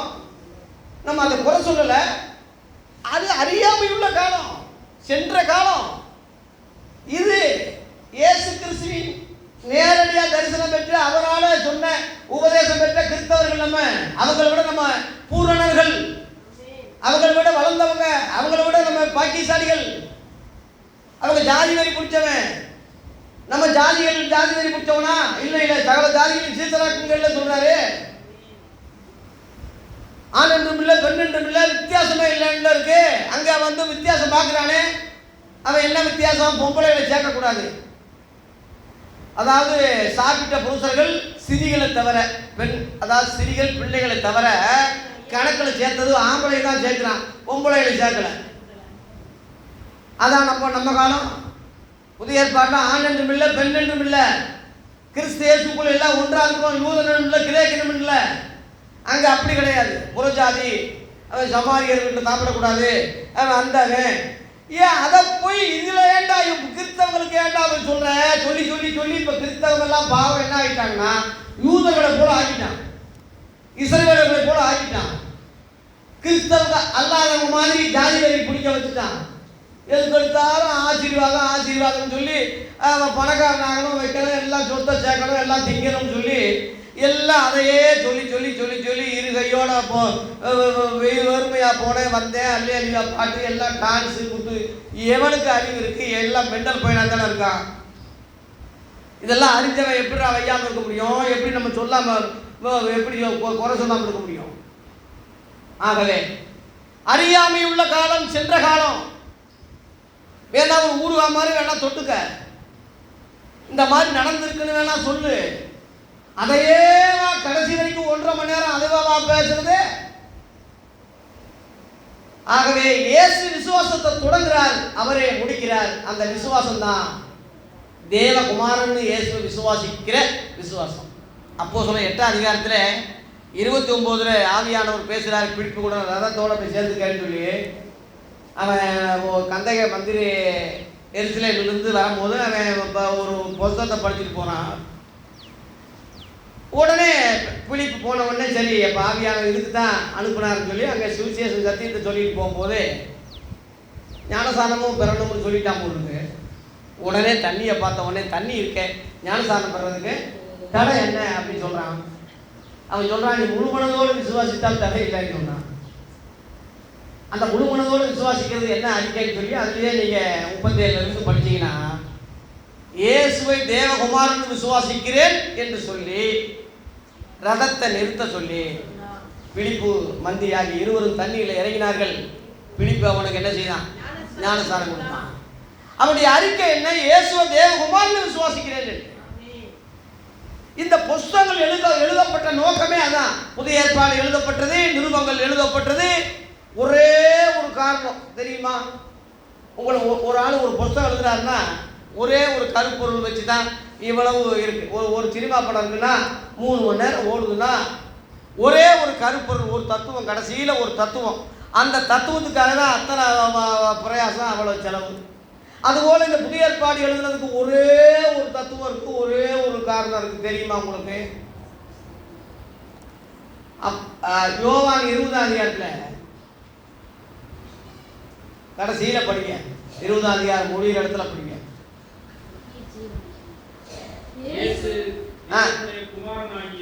இயேசு கிறிஸ்து தேவனுடைய குமாரனாகிய கிறிஸ்து என்று நீங்கள் விசுவாசிக்கும்படியாகவும் விசுவாசித்து அவருடைய நாமத்தினாலே நித்திய ஜீவனை அடையும்படியாகவும் இதுதான் இதுதான் அந்த மூலப்பொருள். இதுதான் இயேசு கிறிஸ்துவை தேவகுமாரன் விசுவாசிக்கணும். விசுவாசித்து அவருடைய நாமத்தினாலே என்ன அடையணும்? இதுதானே இதுதானே கருப்பொருள், இதானே ஃபவுண்டேஷன், இதானே. நீங்க யூதர்கள் இயேசுவை தேவகுமாரன் விசுவாசிக்கிறானா? நம்புறானா? இன்ன வரைக்கும் நம்பலையா? இஸ்ரேல் நாத்தானியான்னு சொல்லி ஒரு இஸ்ரேல் பிரதமர் இப்போ ஜனங்களை கொண்டுகிட்டு இருக்கான், யுத்தம் பண்ணிக்கிட்டு இருக்கான். அங்கே உள்ள கிறிஸ்தவங்களை ஊழியம் செய்ய விடலை, ஆராதனை செய்ய விடலை. இப்போ கரண்டில் சொல்கிறேன், இஸ்ரேலுக்காக வெக்கப்படாமல் ஜெபிச்சுக்கிட்டு இருக்கிறிய, அந்த ஆலயம் கட்டப்படணும், உங்கள் கோவில் கட்டப்படணும். எதுக்கு? அந்தி கிறிஸ்து அப்போ தான் அங்கே வந்து உட்காருவான் கோவிலில். அந்தி கிறிஸ்து உட்கார்றதுக்காக ஜெபிக்க சொல்கிறாயா இன்னைக்கு? யூதர்கள் வந்து ஒருத்தனும் இயேசுவை தேவகுமாரன் ஏற்றுக்கிறல, திருவிழா அறிஞ்சு கொண்ட பாவியே அவங்க தான். இன்ன வரைக்கும் திருத்தாம தான் இருக்காங்க. யாருக்கா தெரியுதா இது? அதனால அறியாமை உள்ள காலம் அது பழைய ஏற்பாடு. அது தேவன் அது காணலை. இன்னைக்கு காண்கிறார். சென்ற காலம் இல்லை, இன்னைக்கு கரண்ட்ல உள்ள காலத்தை பார்க்கிறார். எபிரேயர் 1ஆம் அதிகாரம், சீக்கிரம் போறேன். எபிரேயர் 1ஆம் அதிகாரத்தில் 1ஆம் வசனத்தில் பூர்வ காலங்களில் பங்கு பங்காகவும் வகை வகையாகவும் தீர்க்கதரிசிகள் மூலமாய் பிதாக்களுக்கு திருவுளம் பற்றின தேவன். பூர்வகாலம், பழைய ஏற்பாடு பூர்வகாலம், சென்ற காலம், அறியாமை உள்ள காலம், பங்கு பங்கா வகை வகையா இஸ்ரேல் ஜனங்களுக்கு தீர்க்கதரிசிகளை கொண்டு சொன்னார். நாமெல்லாம் இஸ்ரேல் ஜனங்க கிடையாது, நாமெல்லாம் புரிஞ்சாதீங்க. நாமெல்லாம் யாருன்னு நமக்கே தெரியாம இருக்கு. நாமெல்லாம் இஸ்ரேலர்கள் கிடையாது. இஸ்ரேலர்கள் எழுத்தின்படி இருக்காங்க, யூதர்கள் எழுத்தின்படி இன்னைக்கு இருக்காங்க. நாம எல்லாம் புறஜாதிங்க. அப்ப நம்ம புறஜாதிகள் இருந்து இயேசுவை ஏற்றுக்கொண்டு இயேசுவின் சீடர் ஆனதுனாலதான் கிறிஸ்தவர்கள் என்று அழைக்கப்படுறோம். கடைசி நாட்களில் சரி, இப்போ நான் முத இதை முடிச்சுட்டேன். இன்னும் ரொம்ப எவ்வளோ சொன்னாலும் கூட அதானே நேரம் இல்லாதனால 3 விதமான காலங்களிலே பழைய ஏற்பாட்டு காலம், பூர்வ காலம், சென்ற காலம், அறியாமை உள்ள காலம். அதை விட்டுருங்க. அது பூர்வத்தாருக்கு சொல்ல வகையாக சொல்லப்பட்டது. அதை விடுங்க, நம்ம கிடையாது, அவங்க விடுங்க. வேணா அந்த சரித்திரத்தை படிச்சுக்கலாம், தப்பு இல்லை. இப்போ முகல சரித்திரத்தை படிக்கிறோம், ராஜாக்கள் சரித்திரத்தை படிக்கிறோம், இந்தியா வரலாறை படிக்கிறோம். அந்த மாதிரி படித்து இப்போ வந்து ஸ்டாலின், ஜோசப் ஸ்டாலின், ஹிட்லருடைய வரலாறு இதெல்லாம் நம்ம வந்து படிப்பில் அது கரண்டில் அந்த மாதிரி வேணால் தெரிஞ்சுக்கலாம், தப்பு இல்லை. அதனால் பின்பற்ற முடியுமா? எல்லாரும் ஹிட்லர் மாதிரி துப்பாக்கி எடுத்து சுடுங்க, எல்லாம் சுட்டு சாகுங்க, எல்லாம் சொல்ல முடியும்? தெரிஞ்சுக்கிறது தான். பழைய ஏற்பாட்டை தெரிஞ்சுக்குங்க. அவங்க கிறிஸ்தவங்க கிடையாது, அவங்க யூதர்கள், இஸ்ரேலர்கள். அறியாமல் உள்ள காலம், சென்ற காலம், முடிஞ்ச காலம், முடிஞ்சு போனது. விசுவாசத்தில், பழைய ஏற்பாட்டு விசுவாசத்தில் நச்சாட்சி பெற்று வாக்குத்தத்தம் பண்ணால் அடையாமல் போனவங்க, கிறிஸ்தவங்களோட பூர்ணம் இல்லாதவங்க. முதல் அதை கரண்ட் நினச்சிக்கங்க. தாவீதோ பழைய ஏற்பாட்டை எவனோ கிறிஸ்தவங்களுக்கு முன்னோடி இல்லை. இயேசுவும் அவருடைய சீடர்களும் யூதர்கள் மத்தியிலே ஊழியம் செஞ்சதுனால அதை கையாண்டாங்களே தவிர, அது சொன்னாங்களே தவிர பின்பற்றும்படி எவனும் சொல்லலை. இயேசுவை தான் கையா காட்டினாங்களே தவிர அவங்கள கையா காட்டல. ஆகவே இரண்டாவது காலம், புதிய ஏற்பாட்டு காலம் என்பது என்ன காலம்? கடைசி காலம். அதான் எபிரேயர் 1:2 சொல்லிட்டேன்ல. இந்த கடைசி நாட்களில் குமாரன் மூலமாய், குமாரன் மூலமா, ஒரே தேவன் தான் பழைய ஏற்பாட்டில் உள்ள ஜனங்களுக்கு தீர்க்கதரிசிகளை கொண்டு பங்கு வகை வகையா சொன்ன அந்த தேவன் கடைசி காலத்தில் யாரை கொண்டு பேசினார்? குமாரன் கொண்டு நமக்கு திருவுளம் கட்டினார். இவரை சகலத்தையும் சூத்திரவாளியாக நியமித்தார். இவரை கொண்டுதான் உலகங்களையே உண்டாக்கினார். இயேசுவின் காலம் கடைசி காலம். இயேசு என்னைக்கு வாயை திறந்து பிரசவம் பண்ணாரோ கடைசி காலம் ஆரம்பிச்சிருச்சு. ஆகவே புதிய ஏற்பாட்டு காலம் கடைசி காலம், புதிய ஏற்பாட்டு காலம் கடைசி காலம். புரிஞ்சுக்கங்க. இயேசு கிறிஸ்து வாழ்ந்த காலம் கடைசி காலம். 2000 வருஷம் ஆயிடுச்சு. ஆனா உலகத்தின் கடைசி காலம் அதான். அந்த கடைசி காலத்துல எல்லா ரகசியங்களையும் ஏது சொல்லிட்டார். யோவான் 15:15 நான் இனிமேல் உங்களை ஊழியக்காரன்னு சொல்ல மாட்டேன். ஊழியக்காரன் எஜமான் வந்து செய்யறதெல்லாம் ஊழியக்காரன் அறிய மாட்டான். நான் உங்களை சிநேகிதன்னு சொல்றேன். ஏன் அப்படின்னா, என் பிதாவிடத்தில் கேள்விப்பட்ட எல்லாவற்றையும் உங்களுக்கு சொல்லிட்டேன். எல்லாவற்றையும் என்ற வார்த்தையை போடிட்டு எல்லாவற்றையும் சொல்லிட்டார். எல்லாவற்றையும் சொல்லிட்டார். இன்னும் அடுத்து திரும்ப திரும்ப சொல்லிக்கிட்டு இருக்க மாட்டார். எல்லாத்தையும் சொல்லிட்டார். இங்க சொல்லிட்டார், மத்தேயு சுவிசேஷங்களை சொல்லிட்டார், மார்க்கில் சொல்லிட்டார், லூக்காவில் சொல்லிட்டார், யோவானில் சொல்லிட்டார். அவருடைய வார்த்தைகள் முழுவதும் 4 சுவிசேஷங்கள் தொகுக்கப்பட்டிருக்கு. இவன் விட்டது அவன் எழுதுறான், அவன் விட்டது அவன் எழுதுறான், அவன் தெரியாதவன் எழுதுறான், இவன் உள்ளது அவன் எழுதுறான். 4 பார்க்கும்போது தான் ஃபுல் காஸ்பல். 1னா காலு, 2னா அரை, 3னா முக்கா, 4னா ஃபுல் காஸ்பல், பூரண சத்தியம். 4ஐயும் சேர்த்து படித்தா இயேசுவினுடைய முழு சத்தியங்கள் அதில் வெளிப்பட்டுரும். அந்த முழு சத்தியங்கள் தான் எந்த காலத்துக்குரியது, எந்த காலத்துக்கும் பொறுத்தது. அந்த சத்தியம்தான் யூதர்களுக்கும், அந்த சத்தியம்தான் கிரேக்கர்களுக்கும், அந்த சத்தியம்தான் உலகத்தில் உள்ள புறஜாதிகளுக்கும், அந்த சத்தியம்தான் உலகத்தில் உள்ள எல்லாருக்கும் அதே தான். அதனால தான் இயேசு உயிர்த்தெழுந்த பிறகு சீசர்களை பார்த்து சொல்றாரு, உலகமெங்கும் போய் சர்வ சிருஷ்டிக்கும் என்ன செய்யுங்க, சுவிசேஷத்தை சொல்லுங்க. நியாயப்பிரமாணம் சொல்லுங்கன்னு சொல்லல, சுவிசேஷத்தை சொல்லுங்க. சுவிசேஷம் சொல்றதே பழைய ஏற்பாடு இல்லை, தெரியுமா உங்களுக்கு? சுவிசேஷம் சொல்றதே இயேசு கிறிஸ்துவை பற்றினது தான். என்னை பற்றி சொல்லுங்க, அந்த அர்த்தம் தான். ஆதார வசனம் மார்க் 1:1 படிங்க.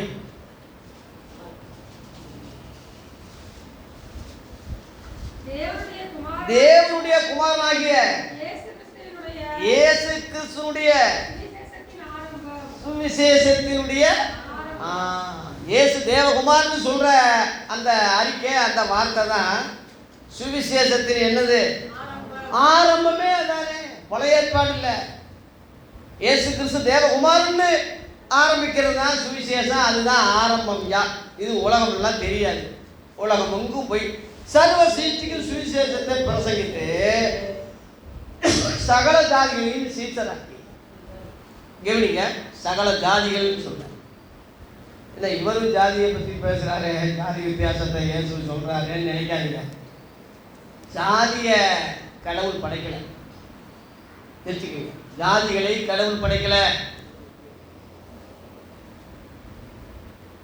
மிருகங்களை ஜாதி ஜாதியா படைச்சார். மிருகங்களுக்கு பிரிவு இருக்கு, ஜாதி பிரிவு இருக்கு. ஆனா மனுஷங்களை ஜாதியா படைக்கல. அப்ப ஏன் புற ஜாதின்னு சொன்னாங்க? புற ஜாதினா எருசலேமை சுத்தி ஒரு கோட்டை இருக்கும், மதில் சுவர் இருக்கும். அதுக்கு அங்கிட்டு வந்து புறஜாதிய, அதாவது இஸ்ரவேல் அல்லாதவங்க இருப்பாங்க. யூதர்கள் அல்லாதவங்க புறஜாதிக்கு தான், இஸ்ரவேல் அல்லாதவங்க புறஜாதி தான். புற ஜாதி அந்த அர்த்தம் தான். மற்றபடி அவங்க பிசாசின் பிள்ளைகள் இல்லை. அப்படி பழைய ஏற்பாட்டு காலத்தில் இஸ்ரேல் ஜனங்க மற்ற ஆளுங்க மாதிரி ஆயிடக்கூடாதே என்பதற்காக தான் 10 கட்டளைகள் அவங்களுக்காக கொடுத்து, ஆராதனைகள் கொடுத்து, தீர்க்கதரிசிகளை அனுப்பி அவங்களை சிதற விடாமல் பாதுகாத்து தேவன் அவங்களை அப்படியே கரெக்டில் ஏன் கொண்டு வந்தார்னா, அங்கிருந்து தான் இயேசு வெளியே வர போறார். அவங்க இனத்திலிருந்து தான் இயேசு பிறக்க போறார், உலக ரட்சகராக ஆக போறார். அப்போ அந்த அடிப்படை கரெக்டாக இருக்கணும்ல. ஒரு கர்ப்பவதியாக ஒரு அம்மா இருக்கும்போது எவ்வளோ தாங்குறீங்க? நம்ம விழுந்தக்கூடாது, அங்கிட்ட விழுந்தக்கூடாது, இங்கிட்ட விழுந்தக்கூடாது, நல்லா ஒரு கூலிங்ஸ் கொடுங்க, நல்லா இளநி கொடுங்க. ஏன் அப்படியே எங்கள் அப்பா பாசமாக்கும். அந்த பிள்ளை, அந்த வகுத்தில் உள்ள பிள்ளை உன் வாரிசு. அந்த பிள்ளைக்காக தாங்குன்னு தாங்குறேன், எவ்வளவோ உபசரிக்கிறேன், கண்காணிக்கிறேன். உலக பிராரமான உதாரணம் சொன்னேன். அது மாதிரி இஸ்ரேல் என்னும் கன்னிகையே அங்கிருந்து இயேசு கிறிஸ்து உலக ரட்சகராக பிறக்க போறாரு. அவரால் தான் உலகமே மீட்பாக போகுது, உலக மக்களே தேவ பிள்ளைகள் ஆக போறாங்க. அப்ப அவங்கள பாதுகாக்க வேண்டிய அவசியமா இருக்கிறதுனால அந்த ஜனங்களுக்கு ஒரு முன்னுரிமை கொடுத்தாரே தவிர, பேசலாம் எல்லா ஜனங்களை விட இவங்க தான் ஆண்டவருக்கு ஒன்றும் அவசியம் இல்லை. கர்த்தர் அப்படிப்பட்ட ஆள் இல்லை. அவர் அப்படி தெய்வம் இல்லை, பச்சவாதம் உள்ளவர் அல்ல. அவர் நல்லோர் மேலும் தீயோர் மேலும் மழையை பெய்ய பண்ணுகிறார்னு ஏன் சொன்னார்ல? எல்லாரையும் ஒன்று போல தான் நினைக்கிறாரு. இஸ்ரேல் ஜனங்களை இயேசு அங்க இருந்து பிறக்கிறதுனால அங்க பாதுகாக்க. என்னாகமத்தில் 24:17 யூதாவிலிருந்து ஒரு செங்கோல் எழும்பும், ஒரு நட்சத்திரம் எழும்பும். ஒரு பீலாயாம் தீர்க்கதரிசி சொன்னதுனால அவனை பின்பற்ற முடியுமா? சொல்லிட்டானே. அவன் ஒரு குறிகாரன் வாயிலிருந்து கூட தீர்க்க தரிசனம் வருது. குறிகாரன் பீலையாம் கடைசியில் விபச்சாரம் பண்ண வச்சு இஸ்ரேல் ஜனங்களை முழுவதும் கெடுத்தான். அதனால தீர்க்கதரிசிகளை நம்பாதீங்க. கர்த்தர் கழுதை கொண்டும் பேசுவார், யாரை கொண்டும் பேசுவாரியா? அதனால எல்லாரும் கழுதையெல்லாம் தெய்வமாக முடியுமா? இந்த மைக்கு உங்களுக்கு வார்த்தை எடுத்து கொடுக்குது, மைக்கை பூவை போட்டு கும்பிட முடியுமா? மைக்கு தெய்வமே எடுத்து இப்போ நாளைக்கு வேற சாமியை சொன்னாலும் மைக்கு உங்களுக்கு எடுத்து கொடுக்க தான் செய்யும். மைக்கு தான் மனுஷன், மைக்கு தான் மனுஷன். மனுஷனை பின்பற்றாதீங்க. பங்கு வகை வகையாக அவங்களுக்கு சொல்லி தெரிஞ்சவர் கடைசி நாட்களில் குமாரன்னா உரிமை, அதுக்கு மேலே ஒரு இது இல்லை. ஒரு தோட்டத்தில் கூட வேலைக்காரனை அனுப்புகிறாரு, இன்னொருத்தனை அனுப்புகிறாரு, கடைசியில் என் குமாரனை அனுப்புனா அவங்க திருந்துவாங்கன்னு சொல்லி குமாரனை அனுப்புனாரு. ஊமை ஏன் சொன்னார்ல? கடைசி லாஸ்ட்டு இயேசு தான். இயேசுக்கு மேலே ஒரு வெளிப்பாடு இல்லை. நல்லா புரிஞ்சுக்கங்க, இயேசுக்கு மேலே ஒரு வெளிப்பாடு கிடையாது, இவருக்கு மேலே ஒரு பிரசங்கம் கிடையாது. இதை ஏன் திரும்ப அழுத்தி ஏன் சொல்கிறேன்னா, இன்னைக்கு உள்ளவே முழுவதும், இன்னைக்கு உள்ள போதம் முழுவதும் முக்கால்வாசி 90% என்ன பேசுகிறான்னா, இப்போ இந்த இயேசு பேசினார் என்கிட்ட, நேற்று ஜெபிச்சுக்கிட்டு இருந்தேன், இப்போ தான் பேசிட்டு போனாங்க, இப்போ வந்து ரூமில் வந்து எனக்கு என்னன்னு கேட்டாங்க. இப்போ இந்த வருஷங்களை பற்றி நான் என்னன்னு கேட்டேன். இப்படி சொல்லு மகனேன்னு சொன்னாரு. இப்போ கரண்ட்ல பேசுகிற மாதிரி சொல்கிறானே, அதுக்கு தான் சொல்றேன். அப்படி பேச மாட்டார் இயேசு. ஒருவேளை அவன் பொய் சொல்லி ஏமாத்தணும், இல்லை உண்மையிலேயே இயேசு பேசுனதாக அவன் சொன்னான்னா அந்த இயேசு வேறொரு இயேசு. புரிஞ்சுக்க, வேறொரு இயேசு. எல்லாத்துக்குமே டூப்ளிகேட் இருக்குல்ல, நல்ல நோட்டுனா கள்ள நோட்டு இருக்குல்ல, அதுபோல இயேசுன்னு சொல்றான்னா வேறொரு இயேசு உண்டு. அதை புரிஞ்சுக்க. நான் சுவிசேஷகர் வேறொரு சுவிசேஷம் இருக்கு தெரியுமா? ஆவிக்குரிய வேறொரு ஆவி இருக்கு தெரியுமா உங்களுக்கு? இந்த 3 தெரிஞ்சாதான் நீங்க அதை புரிஞ்சுக்க முடியும். 2 கொரிந்தியர் 11ஆம் அதிகாரம் 3ஆம் வசனம் 4ஆம் வசனத்துல பவுல் சொல்றதான் நான் சொல்றேன். எனக்கு எழுது ஒண்ணுமே கிடையாது. பவுல் சொல்றான், ஆயினும் சர்ப்பமானது தன்னுடைய தந்திரத்தினாலே ஏமாளி வஞ்சித்தது போல உங்கள் மனதும் கிறிஸ்துவ பற்றி உண்மை என்று விளங்கும்படி கெடுக்கப்படுமோ என்று பயந்திருக்கிறேன். எப்படி? 4ஆம் வசனம், நாங்கள் பிரசங்கியாத வேறொரு இயேசு இருக்கா? அப்போஸ்தலர்கள் பிரசங்கியாத வேறொரு இயேசு, நாங்கள் பெற்றிராத வேறொரு ஆவி, நாங்கள் பிரசங்கியாத வேறொரு சுவிசேஷம் இங்க போட்டிருக்கு. இப்படிப்பட்டவன் இந்த வேறொரு சுவிசேஷத்தையும் வேறொரு ஆவியும் வேறொரு இயேசுவை சொல்லக்கூடியவங்க 13ஆம் வசனத்துல போட்டிருக்கு. அப்படிப்பட்டவர்கள் கள்ள அப்போஸ்தலர்கள், கபடமுள்ள விளையாட்கள், கிறிஸ்துவுடைய அப்போஸ்தல வேஷத்தை தரித்து கொண்டவர்களாக இருக்கிறார்கள். அது ஆச்சரியம் அல்லவே. சாத்தானும் ஒளி தூதனுடைய வேஷத்தை தரித்து கொள்வானே. அவருடைய ஊழியக்காரன் நீதியினுடைய ஊழியக்காரன் வேஷம் தரித்தா அது ஆச்சரியம் அல்லவே. அல்ல 14 போட்டுருக்கு. அப்ப அவருடைய ஊழியக்காரன்னா பிசாசுடைய ஊழியக்காரன், நீதி ஊழியக்காரன்னா உண்மையுள்ள ஊழியர்கள் இருக்காங்க. உண்மையுள்ள ஊழியர்கள் தின பிசாசின் ஊழியர்கள் கலந்துட்டான். சுவிசேஷம் வேறொரு சுவிசேஷம் சொன்னா இதெல்லாம் நீங்க கண்டுபிடிக்க முடியுமா? நல்ல நோட்டோட ஒரு 10 நோட்டு கள்ள நோட்டு கலந்து கொடுத்தா கண்டுபிடிக்கணும்ல. நீங்க கண்டுபிடிக்கணுமா இல்லையா? அதுபோல இன்னைக்கு உள்ள சுவிசேஷர்கள் முழுவதும் அந்த ஆதி சுவிசேஷம் சொல்றானா இல்ல வேறொரு சுவிசேஷம் சொல்றானா கண்டுபிடிக்க வேணாமா? ஒரிஜினல் இயேசுவை சொல்றானா இல்ல வேறொரு இயேசுவை சொல்றானா கண்டுபிடிக்க வேணாமா? உண்மையான ஆவியில் இருக்கானா வேறொரு ஆவியில் இருக்கானா கண்டுபிடிக்க வேணாமா? 1 யோவான் 4ஆம் அதிகாரத்துல உலகத்துல எத்தனையோ விதமான ஆவிகள் உண்டு. எல்லா ஆவிகளும் தேவனால் உண்டானவர்கள். நீங்க என்னீங்க அந்த ஆவிகள் தேவனால் உண்டானவர்கள் சோதித்தறிங்க போட்டுருக்குங்க. மாம்சத்தில் வந்து இயேசு கிறிஸ்து அறிக்கப்படாத எந்த ஆவியும் தேவனால் உண்டானதல்ல. வரும் என்று கேள்விப்பட்ட அந்திக்கிறிஸ்துடைய ஆவி அதுவேன்னு போட்டிருக்க. இதெல்லாம் நம்ம கண்டுபிடிக்க வேணாமா? அப்போஸ்தலர்கள் அந்த விஷயத்தை சீசருக்கு சொல்லியிருக்காங்க, கிறிஸ்தவர்களுக்கு சொல்லியிருக்காங்க. வெளுத்ததெல்லாம் வெளுத்ததெல்லாம் பைபிளை தூக்கின உடனே அவன் கிறிஸ்தவன் பாட்டு பாடின உடனே அவன் இவன் தான் தெய்வமெல்லாம் போயிடக்கூடாது. சூது வெளியமாக இருக்கணும். சர்ப்பம் பேசுது, ஆனால் அதுக்குள்ள பிசாசு பேசுறான்னு ஏவாளுக்கு தெரியல. அது மாதிரி தான் ஊழியக்காரே போர்வையில், சாதனம் போர்வையில், பைபிள் காலேஜ் போர்வையில், பாஸ்டர் என்ற போர்வையில், பிஷப் என்ற போர்வையில் அநேக பிசாசு ஊழியர்கள் எழுப்பிட்டாங்க. அவங்களே அறியாம சிலர் சொல்றாங்க. அதனால சொல்றவங்க முழுவதும் குற்றவாளி இல்லான்னு சொல்லல, அவனுக்கே அறியாம அவன் ஒரு வார்த்தை விடுறான். இப்ப இயேசுவை யாருக்கு ஜனங்க சொல்றாங்கன்னு இயேசு கேட்கிறாரு.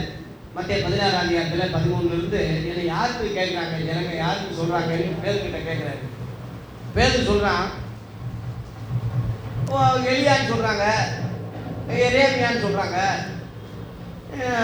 வந்து தீர்க்கதரிசின்னு சொல்றாங்க. அப்ப யாருமே கரெக்டா சொல்லல, தப்பா தான் சொல்றாங்க. சரி, அதெல்லாம் அவர் கவலை இல்லை. சீசர்ல கேட்கிறாரு, நீங்க என்ன யாருன்னு சொல்றீங்க? அதான் அவர் கவலை. மற்றவங்க எல்லாம் பல விதமா சொல்லிட்டு போறான். சீசர்கள் அவங்கள பத்தி தான் கேட்கிறார், நீங்க என்ன யாருன்னு சொல்றீங்க? பேதுரு சொல்றான், நீ ஜீவனுள்ள தேவனுடைய குமாரனாகிய கிறிஸ்து. உடனே இயேசு பாராட்டுறார், மாம்சம் ரத்தமும் உனக்கு வெளிப்படுத்துற, பரலோகத்தில் உள்ள என் பிதாவே உனக்கு வெளிப்படுத்தினார் சொல்லி பாராட்டுறார். அதே வாயி தேவகுமாரன்னு கரெக்டாக சொன்ன அதே வாயி கொஞ்ச நேரத்துக்கு முன்னாடி அவனை பாராட்டின இயேசு கொஞ்ச நேரத்துக்கு பிறகு அப்பால போ சாத்தானேன்னு சொல்றாரு அவனையே. 23ஆம் வசனத்தில் சிலுவை பாடு உமக்கு வரக்கூடாது, அது உங்களுக்கு சம்பவிக்கக்கூடாதுன்னு சொல்லி இயேசு சொன்னதுக்கு எதிராக பேசுறான். அப்ப இயேசுக்கு தெரியும் இவன் பேசல, இவன் கிட்ட உள்ள இருந்து யார் பேசுறான்? பிசாசு பேசுறான். அது இயேசுக்கு தெரியும். பேதுருவ பிசாசுன்னு சொல்லல, பேதுருக்குள்ள இருந்து சாத்தான் பேசுறான். சிலுவை வரக்கூடாது, ஏன்னா சிலுவையில தானே வெற்றி சிறப்பாரு. சிலுவை பாடு மரணம் அவர் வெற்றி சிறக்க விடக்கூடாது. அதனாலதான் இடையிலேயே அங்க கொல்ல பார்த்தாங்க, கல்லறிய பார்த்தாங்க, தள்ளிவிட பார்த்தாங்க. இயேசு விலகினாருன்னா அது அர்த்தம் அதான். சிலுவைக்கு போகும்போது வாலண்டியா கொடுக்குறாரு. யாரை தேடுறீங்க? இயேசு இந்த நான் தான் இயேசு. சிலுவையில தான் அவர் வெற்றி சிறக்க வந்தாரு. சிலுவை இல்லை ஜெயிக்க கூடாது என்பது சாத்தானுடைய திட்டம். பேதுரு மூலமா பேசுறான். சிலுவை பாடு வரக்கூடாது, உமக்கு நடக்கவே கூடாது, கடிந்து கொள்ள தொடங்கினானா. இயேசு உடனே அப்பா நம்ம சாத்தானே, நீ எனக்கு இடமெல்லாம் இருக்கிறாய், நீ தேவனை கேட்டவனை யோசிக்காமல் மனசுல புரியவர்களை யோசிச்சுக்கிட்டு இருக்கிறேன்னு சொல்லி அங்க கடிந்து கொண்டு. அதுபோல பிசாசு யாரை கொண்டு பேசலாம். இப்போ என் மூலமா தேவனுடைய வார்த்தை வருதுன்னா என் மூலமா பிசாசு வார்த்தைகளும் வரலாம். நீங்க ரெண்டையும் நிதானிக்கணும். நீங்க புரியணுது. பேதுரு வாயிலிருந்து வந்த வார்த்தை மறுகணமே சாத்தானுடைய வார்த்தை ஏற்று புரிஞ்சுக்கிட்டாரு. அதுபோல இன்னைக்குள்ள ஊழியர்கள் சில காரியங்கள் நல்லது சொல்றாங்கன்னா தொடர்ந்து நல்லதே சொல்வான்னு நம்ம அர்த்தம் எடுக்கக்கூடாது. ஆகவே இயேசு தீர்க்கதரிசிகளுக்கெல்லாம் தீர்க்கதரிசி, அப்போஸ்தலர்களுக்கெல்லாம் அப்போஸ்தலர், தலைவர்களுக்கெல்லாம் ஒரு மூத்த தலைவர். அவரே நமக்கு தலையாகிய சபைக்கு தலையாகிய கிறிஸ்து. தலைனா தலைவர் தான். போலி தலைவர்கள் இருக்காங்கல்ல. இப்போ இந்த ஸ்தாபனத்துக்கு போலி தலைவர் ஒருவர் இறந்துட்டாங்க. யாரு? என்னமோ பேரு. அப்புறம் இன்னொரு தலைவர், அவர் செத்துருவார். சாகக்கூடிய தலைவர் தானே இன்னைக்குள்ள ஸ்தாபனங்கள்ல உள்ளவங்க முழுவதும் சாகக்கூடிய தலைவர் தானே. ஆனா கிறிஸ்தவ சபைக்கு தலையாகிய இயேசு சொல்றாரு, மரித்தேன் ஆனா இதோ சதா காலமே நான் உயிரோடு இருக்கிறேன். அல்லேலூயா. இந்த சபை தான் சர்வசங்க சபை பரலோகத்தில் இருக்கு. எபிரேயர் 12:23 சர்வசங்க சபைன்னு போட்டிருக்கு. அதுதான் நமக்கு தாயானவர்கள். அங்க உள்ளதுதான் நம்ம மெம்பர் ஆகணும். அங்கதான் நம்ம பேர் எழுதப்படணும். அதுக்கு வழி இயேசு கிறிஸ்து தான். வேற எவனும் போக முடியாது. அங்க இயேசு கிறிஸ்து தான் வழி. என்னை எல்லாரும் ஒருவனும் பிதாவிடத்தில் வரான். அந்த பரலோகத்துல தான் பிதா இருக்காரு. இதுதான் கரண்ட்ல உள்ள ஆதி கடைசி காலத்தில் ஏற்படுத்தப்பட்ட சபை. அந்த சபையில எல்லா உபதேசமும் சொல்லியாச்சு. அப்போஸ்தலர் 2:42 அவர்கள் அப்போஸ்தலர் உபதேசத்திலையும் அந்நியோன்யத்திலையும் அப்பப்பிக்குதலையும் ஜெபம் பண்ணுதலையும் உறுதியாய் தெரிந்திருந்தார்கள். அல்லேலூயா. அப்போஸ்தலர் உபதேசம். அப்போஸ்தலர்னா யாரு? இயேசுவின் சீடர்கள் அல்ல. முதல் அப்போஸ்தலர் இயேசு. யாருக்கா தெரியுமா? யாரும் தெரியாது. எபிரேயர் 3:1 இருக்கு. எபிரேயர் 3 நிருபங்கள் படிச்சாதானே ரகசியங்கள் தெரியும்.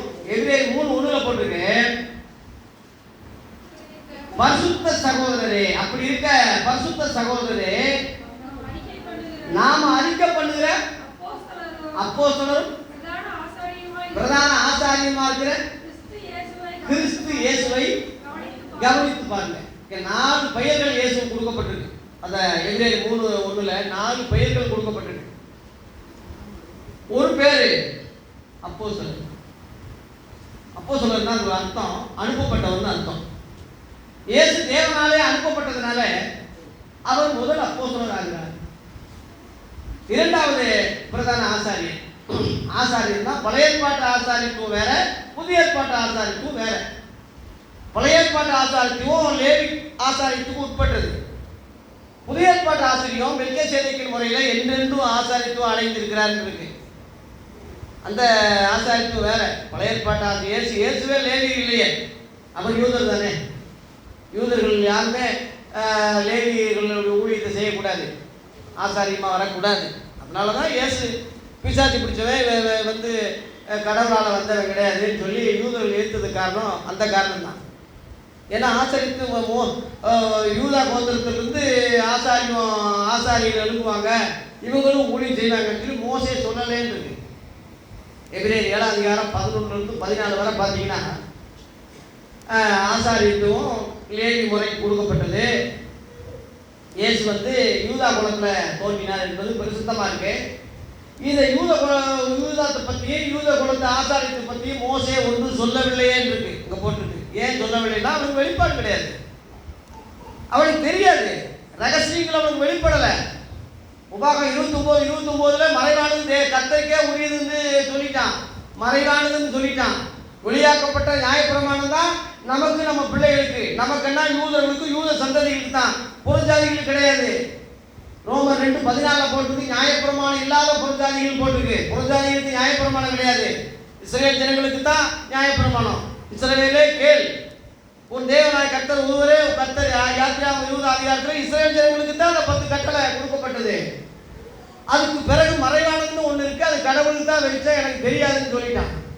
அப்போ எப்படி யார் சொல்லுவாங்க என்று கேட்ட கேள்விக்கு உபாகம் 18:15-20 வரை நீங்கள் படிச்சீங்கன்னா, என்னை போல ஒரு தீர்க்கதரிசிய தேவன் உங்களுக்கு சகோதரக்குள்ளே எழுப்பு பண்ணுவார், அவருக்கு நீங்கள் செவி கொடுங்க. அவர் சொல் கேளாதவன தேவன் சங்கரிப்பார், விசாரிப்பார் சொல்லி செத்தான். அந்த மோசே சொன்ன தீர்க்கதரிசி தான் இயேசு என்று பேதுரு சொன்னான். அப்போஸ்தலர் 3:22 பிதாக்களே இஸ்ரவேலர்களே கேளுங்கப்பா, மோசே சொன்னது உங்களுக்கு தெரியும்ல, ஒரு தீர்க்கதரிசி எழுப்பு பண்ணுவார்னு. அவர் தான்ப்பா இந்த இயேசு. முதலாவது தேவன் இந்த பிள்ளையாகி இயேசுவை எழுப்பி உங்ககிட்டே அனுப்பினார்ப்பா. சாமியார் முதல் கொண்டு எத்தனை பேர் தீர்க்கதரிசி சொன்னாங்களோ அத்தனை பேர் இவரை பற்றி தான்ப்பா சொல்லியிருக்காங்க, இவர் தான்ப்பா என்று சொன்னாங்க. தேவ பிள்ளைகளே நல்லா யோசிச்சு பாருங்க, இயேசு கிறிஸ்து தான் தலைவர், எல்லாத்தையும் சொல்லிட்டார். இன்னைக்கு கள்ள ஊழியர்கள் இப்போ இயேசு பேசுன மாதிரி சொல்கிறாங்க இல்லையா, அது வந்து வேறொரு இயேசு. மற்ற 24 அதிகாரத்தில் ஏன் சொன்னார், இந்த இயேசு இந்த அங்கே இருக்காருன்னு சொன்னால் போகாதீங்க, இந்த வனாந்தரம் இருக்கிறான்னு சொன்னால் நம்பாதீங்க, இந்த அறை வீட்டில் இருக்கிறன்னு சொன்னால் போகாதீங்க சொன்னாரா இல்லையா? நம்பாதீங்க போகாதீங்கன்னே சொன்னார். இன்றைக்கி சொல்கிறாங்கல்ல, இந்த இயேசு இந்த மலையில் இறங்கிட்டாரு, இந்த டவரில் இறங்கிட்டாரு, இந்த இங்கே வந்தால் தான் ஆசீர்வாதம், இந்த தோட்டத்துக்குள்ளே வந்து இறங்கி அங்கே ஜெபிச்சா தான் அங்கே கேட்பார், இங்கே வந்து நீங்கள் செஞ்சால் தான் எருசலேமுக்கு போய் அங்கே போய் குளிக்கணுமா, அப்போ தான் புனித நீராட அங்கே தான் கரண்டில் இருக்குது சொல்கிறானா இல்லையா? இன்றைக்கி எவன் எதுக்குறான்? பெரியாள் சொன்னால் பெருமாளா? என்னப்பா செய்யணும்னா சொல்லுங்கப்பா செஞ்சிடுறேன். அவர் சொல்லாத மாதிரியும் இது வரைக்கும் ஒன்றுமே சொல்லாத மாதிரியும் இனிமேல் சொன்னால் அவர் கேட்டு நமக்கு சொல்கிறாராம். ஏற்கனவே சொல்லிட்டார்ல, சொன்னதை சொல்லு, சொன்னதை கடைபிடி, சொன்னதை பேசு. இனிமேல சொல்கிறது வேறொரு இயேசு, ஏற்கனவே சொன்னது ஒரிஜினல் இயேசு. புரிஞ்சுக்க, 4 சுவிசேஷங்களில் உள்ளது சுவிசேஷம், கருப்பொருள் இயேசு தேவகுமார்னு சொல்கிறது. இன்னைக்கு பழைய ஏற்பாட்டையே சொல்லிக்கிட்டு இருக்கான், சுவிசேஷகர்னு பேர் அவனுக்கு, அவன் வேறொரு சுவிசேஷம் பேசுகிறான். புரிஞ்சுக்க, சபிக்கப்பட்டு தான் போவான். கலாத்தியர் 1ஆம் அதிகாரத்தில் பவுல் சொல்கிறான் 8-9, நாங்கள் உங்களுக்கு பிரசங்கித்த சுவிசேஷத்தை அல்லாமல் நாங்களாவது வானத்திலிருந்து தூதனாவது வேறொரு சுவிசேஷத்தை பிரசங்கித்தால் அவன் சபிக்கப்பட்டவனாக இருக்க கடவான். முன் சொன்னது போல் மறுபடியும் சொல்கிறேன், திரும்ப திரும்ப திரும்ப திரும்ப சொல்கிறாங்க. அவங்களே மாற்றி சொன்னாலும் அவங்களும் சபிக்கப்பட்டவங்க தான். வேறொரு சுவிசேஷம் இல்லையே. சிலர் உங்களை கலகப்படுத்தி கிறிஸ்துவின் சுவிசேஷத்தை புரட்ட மனதாக இருக்க அல்லாமல் வேறு அல்ல என்று அதுலேயே 6:7 பவுல் சொல்கிறான். பவுலுடைய பிரசங்கம் ஏதோ இன்றைக்கி உள்ள மாதிரி சொல்கிறதில்ல, சொல்லலை. நேரடியாக இயேசு கிறிஸ்துடைய அந்த உபதேசத்தை கேட்டு தான் நான் சொல்கிறேனே தவிர நான் பைபிள் காலேஜ் படித்தது, அங்கே படித்தது, இங்கே படித்தது சொல்கிறேன்னு சொல்லலை. கலாத்தியர் 1:11 போட்டிருக்கு, சகோதரரே என்னால் பிரசங்கப்பட்ட சுவிசேஷம் மனுஷனுடைய யோசனைப்படி அது அல்ல என்று உங்களுக்கு தெரிஞ்சுக்குங்க. அது மனசனால் பெற்றதும் இல்லை, மனசனால் கற்றதும் இல்லை, இயேசு கிறிஸ்துவே எனக்கு வெளிப்படுத்தினார். அல்லேலூயா. ஆகவே 3ஆம் ஆண்டு வரைக்கும் எடுத்துக்கொள்ளப்பட்டு மனுஷர் பேசாத அந்த பரதீசில் இயேசு பிரசங்கம் பண்ணதை கேட்டு வந்திருக்கான். நிறைய சொல்கிறதுக்கெல்லாம் டைம் இல்லை. ஆகவே ஒரிஜினல் சுவிசேஷம், ஒரிஜினல் இயேசு, ஒரிஜினல் ஆவியை விட்டுட்டு வேறொரு ஆவியை, வேறொரு சுவிசேஷத்தை, வேறொரு இயேசுவை பிரசங்கம் பண்ணுகிற அநேக ஊழியர்கள் இன்றைக்கி இருக்காங்க. அடையாளம் கண்டுக்குங்க. இது கடைசி காலம். இது என்ன காலம்? கடைசி காலம். இயேசு வந்தது கடைசி காலம். 3வது சொல்லி முடிக்கிறேன். 3வது காலம் அப்போஸ்தல காலம்னு சொன்னேன். இந்த அப்போஸ்தல காலம் என்ன காலம்? அப்போஸ்தல காலம் என்ன காலம் அப்படின்னு சொல்லி 3வது சொல்லி முடிக்கிறேன். 2 கொரிந்தியர் 10ஆம் அதிகாரம் 11 படிங்க. 2 கொரிந்தியர் 1 கொரிந்தியர் 10:11 இவைகளெல்லாம் திஷ்டாந்தங்களாக பழைய ஏற்பாட்டுக்காரங்களுக்கு சம்பவித்தது, உலகத்தில் உள்ள முடிவு காலத்தில் உள்ள நமக்குன்னா கிறிஸ்தவர்களுக்கு எச்சரிப்பு உண்டாகும்படி அவைகள் எழுதப்பட்டிருக்கு. பழைய ஏற்பாட்டில் உள்ளது எச்சரிப்பாக எடுத்துக்கலாம், பின்பற்றுவதுக்கு அல்ல. நமக்கு என்பது கிறிஸ்தவங்க, அவர்களுக்கு என்பது இஸ்ரேலர்கள் அல்லது யூதர்கள். இந்த காலம் முடிவு காலம்னு போட்டிருக்கு. என்ன காலம்? முடிவு காலத்தில் உள்ள நமக்கு. அந்த வார்த்தை பாருங்க, முடிவு காலம். முடிவு காலம், அந்த கடைசி காலம் முடிகிற காலம்னு அர்த்தம். இப்போ காலையில் இன்னைக்கு ஞாயிற்றுக்கிழமை 30ஆம் தேதி சாயங்காலம் முடிய போகுதுல்ல, ஒரே நாள் தான் முடிய போகுதுல்ல. அந்த மாதிரி தான் இயேசு வந்தது கடைசி காலம். அந்த கடைசி காலம் முடிகிற காலம் தான் இந்த காலம். முடிய போகுது. அடுத்து காலம் செல்லாமல் போயிடும். வெளிப்படுத்தல் 10:6 போட்டிருக்கு. இனி காலம் செல்லாதுன்னு போட்டிருக்கு இல்லையா? அடுத்து காலம் செல்லாமல் போயிடும். செல்லாது, காலமே செல்லாது. எதுக்கு செல்லாது? மனம் திரும்ப செல்லாது, ரட்சிக்கப்பட செல்லாது, ஞானஸ்நானம் பெற இயேசுவை ஏற்றுக்கிறதுக்கே செல்லாது. அது கதை கூட்டின பிறகு புத்தி இல்லாத கண்ணிகை போய் தட்டினாங்கல்ல, ஆண்டவரே ஆண்டவரே திறக்கணும்னு அவங்க எவ்விடத்தாரோன்னு சொல்லிட்டாங்க. அந்த காலம் முடிஞ்சு போச்சு. கிருபையின் காலம் அடைச்சாச்சுன்னா அதோட முடிஞ்சு, அப்புறம் ரட்சிக்கப்பட முடியாது. இன்னைக்கு ஆண்டவர் திறந்து வச்சிருக்காரு.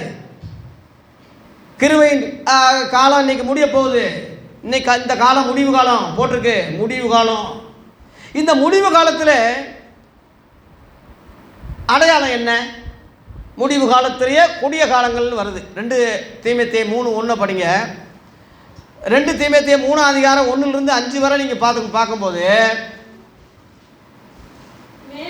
மேலும் பாருங்க, கடைசி நாட்களில் என்ன காலம்? கொடிய காலம். இந்த கடைசி முடிவு காலம் கொடிய காலங்கள் வரும் என்று அறிவாயாகன்னு அந்த கடைசி காலத்தில் உள்ள அப்போஸ்தலர்கள் சொன்னாங்க. கடைசி காலத்திலேயே அப்போஸ்தலர்கள் இனிமேல் கொடிய காலங்கள் வருமென்று அன்னைக்கு வருமென்று சொன்னாங்க. இன்னைக்கு இந்த அடையாளம் படி இன்னைக்கு இருந்தால் இது முடிவு காலம்னு அவங்க சொன்னது உண்மைதான்னு தான் புரிஞ்சுக்கலாம். என்ன அடையாளம் சொன்னாங்க படிங்க. மனுஷர்கள் தற்பிரியராயும் பணப்பிரியராயும் வீம்புக்காரராயும் அகந்தை உள்ளவர்களாயும் தூசிக்கக்கூடியவர்களாயும் தாய் தகப்பனுக்கு கீழ்ப்படியாதவர்களாகவும் நன்றி அறியாதவர்களாகவும் பரிசுத்தம் இல்லாதவர்களாயும் சுபாவ அன்பே இல்லாதவங்களாகவும் எதுக்குமே இணங்காதவங்களாயும் அவதூறு பண்ணக்கூடியவங்களாயும் இச்சையடக்கமே இல்லாதவங்களாகவும் கொடுமை உள்ளக்கூடிய ஜனங்களாக நல்லவங்களை பகைக்கக்கூடிய ஆளுகளாக துரோகிகளாக துணிகரம் உள்ளவர்களாக இருமாப்பு உள்ளவர்களாக தேவ பிரியராயிராமல் சுகபோக பிரியராகவும் தேவ பக்தியின் வேஷத்தை தரித்து அதன் பலனை மறுதலுக்குள்ளாய் இருப்பார்கள். இப்படிப்பட்டவர்களை விட்டு விலகு. இன்னைக்கு இந்த லிஸ்ட்டில் உள்ள ஜனங்கள்லாம் இன்னைக்கு நீங்கள் பார்க்குறீங்களா இல்லையா? இருக்கிறாங்களா இல்லையா? அப்போ இது முடிவு காலம், கொடிய காலம். இந்த மக்களுக்கு நீ விலகு. இவங்களை நீ திருத்த முடியாது, இவங்களை நீ சீர்திருத்த முடியாது. விட்டு விலகு, இவங்களை விட்டு விலகு, மாறுபாடு உள்ள சந்ததியை விட்டு விலகி உங்களை ரட்சித்து கொள்ளுன்னு பேதுரு சொன்னது அந்த அர்த்தம் தான். இவங்க விபச்சார சந்ததிகள், இவங்க மாறுபாடு உள்ள சந்ததிகள், இவங்க பேலியாளின் மக்கள், இவன் பிசாசினுடைய கூட்டம், இவன் அந்திக்கிறிஸ்துவுடைய ஆவி, இவன் கள்ள போதகர்களுடைய ஆவி, இவங்களை விட்டு விலகு, இந்த உபதேசத்துக்கு உடன்படாத, அந்த அர்த்தம் தான். ஆகவே உலகத்தின் முடிவு காலத்துக்கு அடையாளம் என்ன என்று மத்தேயு 24:3 இயேசுவை சீசர்கள் கேட்டதுக்கு அந்த முடிவு காலத்துக்கு அடையாளங்கள் அன்னைக்கே சொல்லிட்டாரு. என் நாமத்தை தரிச்சுக்கிட்டு உங்களை ஏமாற்றுவாங்க, பொய் சொல்லுவாங்க, யுத்தங்கள், பஞ்சங்கள், கொள்ளை நோய்கள், பூமி அதிர்ச்சிகள் வரும், நாட்டுக்கு நாட்டு சண்டை, கள்ள தீர்க்கதரிசிகள் அநேகர்கள் எழும்புவாங்க. இன்னைக்கு இருக்குல்ல, அப்போ இது முடிவு காலம். அவர் சொன்னது கரெக்டாக வந்துருச்சுல்ல. நீ என்ன தீர்க்க தரிசனம் சொல்கிறது? இயேசு சொன்னதை நீ சொல்லு, அதான் உன் வேலை. போஸ்ட்மேன் வேலை என்ன? தபால் வர்றது அப்படியே கொடுத்துட்டு போகணும், அதான் போஸ்ட்மேன் வேலை. அங்கே பெல்லிங் மிஸ்டேக் இருக்குது, எழுதணும், அந்த எழுத்து சரியில்லை, இந்த எழுத்து சரியில்லை, மூல மொழியில் எப்படி இருக்குன்னு உனக்கு சொல்கிறதுக்கு வார்த்தை இல்லை ராஜா. போஸ்ட்மேன் வேலை, எது தபால் வர்றதோ கொடுத்துட்டு போகணும். அது மாதிரி ஒரு தீர்க்கதரிசி ஊழியக்காரன் என்ன செய்யணும்? அவர் என்ன சொல்கிறாரோ அதன்படி செய்யணும். கூட்டாமல் குறைக்காமல் அப்படியே அவர் உள்ளதை அப்படியே சொல்லிட்டு போகணும். விளங்குதோ விளங்கலையோ சொல்லிட்டு போ. கண்டவன் தீர்க்கதரிசின்னு சொல்லிக்கிட்டு இருக்கான். ரோமர் 12:6 தீர்க்க தரிசனம் சொல்கிறவன் எப்படி இருக்கணும்னு போட்டிருக்கு பாருங்கள். அது படித்தா தானே தெரிய போகுது. இப்போ 12:6 மேலும் நமக்கு அருளப்பட்ட கிருபையின்படியே நாமெல்லாம் வெவ்வேறு வரங்களாக 1 கொரிந்தியர் 12 9 வரங்கள் உள்ளவர்களாக இருக்கிறதுனால வரத்தை உடையவன். இந்த வார்த்தையை நல்லா கவனிங்க. நம்மில் தீர்க்க தரிசனம் சொல்கிற வரத்தை உடையவன் விசுவாச பிரமாணத்துக்கு ஏற்றதாக சொல்ல கடவன். நல்லா தெரியும். தீர்க்கதரிசின்னு நீங்கள் நல்ல தீர்க்கதரிசி எப்படி கண்டுபிடிக்கணும்னா, அவன் இஷ்டத்துக்கு சொல்லக்கூடாது. எப்படி சொல்லணும்? விசுவாச பிரமாணத்துக்கு ஏற்றதாக சொல்ல கடவான்னு போட்டிருக்கு. பழைய ஏற்பாடு நியாயப்பிரமாணம், புதிய ஏற்பாடு விசுவாச பிரமாணம். அந்த விசுவாச சட்டம், அந்த விசுவாசத்தை தொடங்கினவர் யார்? இயேசு. முடிக்கிறவரும் இயேசு தான். அதான் விசுவாசம். இந்த இயேசுவின் உபதேச அடிப்படையில் ஒரு தீர்க்க தரிசனம் ஒருத்தன் சொன்னா தான் அவன் அருளப்பட்ட தீர்க்கதரிசி, உண்மையான தீர்க்கதரிசியை தவிர அவன் இஷ்டத்துக்கு சொல்கிறது, குறியார மாதிரி மாற்றி சொல்கிறது கள்ள தீர்க்கதரிசி. அதை புரிஞ்சிக்க ஜனங்களுக்குள்ளே இருக்கிறாங்க அநேகர். எழுப்பிட்டான்னு 2 பேதுரு 2 பேதுருவே சொல்லியிருக்கான். அநேக கள்ளத்துக்கு வந்துட்டாங்கன்னு. கடைசி நாட்களில் பொருளாசை உடையவங்களாக இருப்பாங்க, பண ஆசை உள்ளவங்களாக இருப்பாங்க. அவங்க மெயின் பணம் தான். உங்கள் ஆத்துமா கிடையாது, உங்களை பரலோகத்தில் சேர்க்கணும் கிடையாது. இப்போ நான் பேசுகிறதெல்லாம் உங்களை பரலோகத்தில் சேர்க்குற காரியமே தவிர பண ஆசை உள்ளவன் உங்கள்கிட்ட இருந்து பணத்தை ஆட்டை போட நினைக்கிறவன் இப்படி பேசுவானா? பேச முடியுமா? ஆகவே தேவ பிள்ளைகளே, போதனைகளை குறித்து ஜாக்கிரதையாக இருங்க. இது முடிவு காலமாக இருக்குது, கொடிய காலங்களாக இருக்குது. இந்த காலம் அடுத்து போயிடுச்சுன்னா செல்லாமல் போயிடும். இந்த காலம் அந்திகிறிஸ்து காலமாக இருக்குது. இது அழியக்கூடிய காலமாக இருக்குது. இயேசு சபையை எடுக்கக்கூடிய காலம். லேலுயா. நான் சொல்லி முடிச்சிடுறேன். வெளிப்படுத்தல் 3:10. வெளிப்படுத்தல் 3:10. என் பொறுமையை குறித்து சொல்லிய வசனத்தை நீ காத்து கொண்டபடினாலே பூமியில் குடியிருக்கிறவளை சோதிக்கும்படியாக பூச்சக்கரத்தின் மேலோங்கு வரப்போகிற சோதனை காலத்துக்கு தப்பும்படி நானும் உன்னை காப்பேன். இது என்ன காலம்? சோதனை காலம், கொடிய காலங்கள், முடிவு காலம். ஆமாம், சோதனை காலம். அவன் அந்திகிறிஸ்து முழு உலகம் ஆள போகிறான். இன்றைக்கி இந்த இஸ்ரேலில் போர் நடக்குது இல்லையா? இதில் சமாதானம் பண்ணக்கூடியவனா அந்திகிறிஸ்து வரப்போகிறான். அவன் தான் கோயில் கட்டி கொடுக்க போகிறான் இஸ்ரேல் ஜனங்களுக்கு. இவன் தான் கிறிஸ்துன்னு சொல்லி யூதர்கள் அவனோட உடன்படிக்கை பண்ணுவாங்க. அந்த தேவாலயத்தில் அவன் தேவனை போல உட்காருவான். 2 போட்டிருக்கு. அதில் இயேசு கிறிஸ்துடைய 2ஆம் வருகையில் வரும்போது அவனை நாசம் பண்ணுவார்னு போட்டிருக்கு.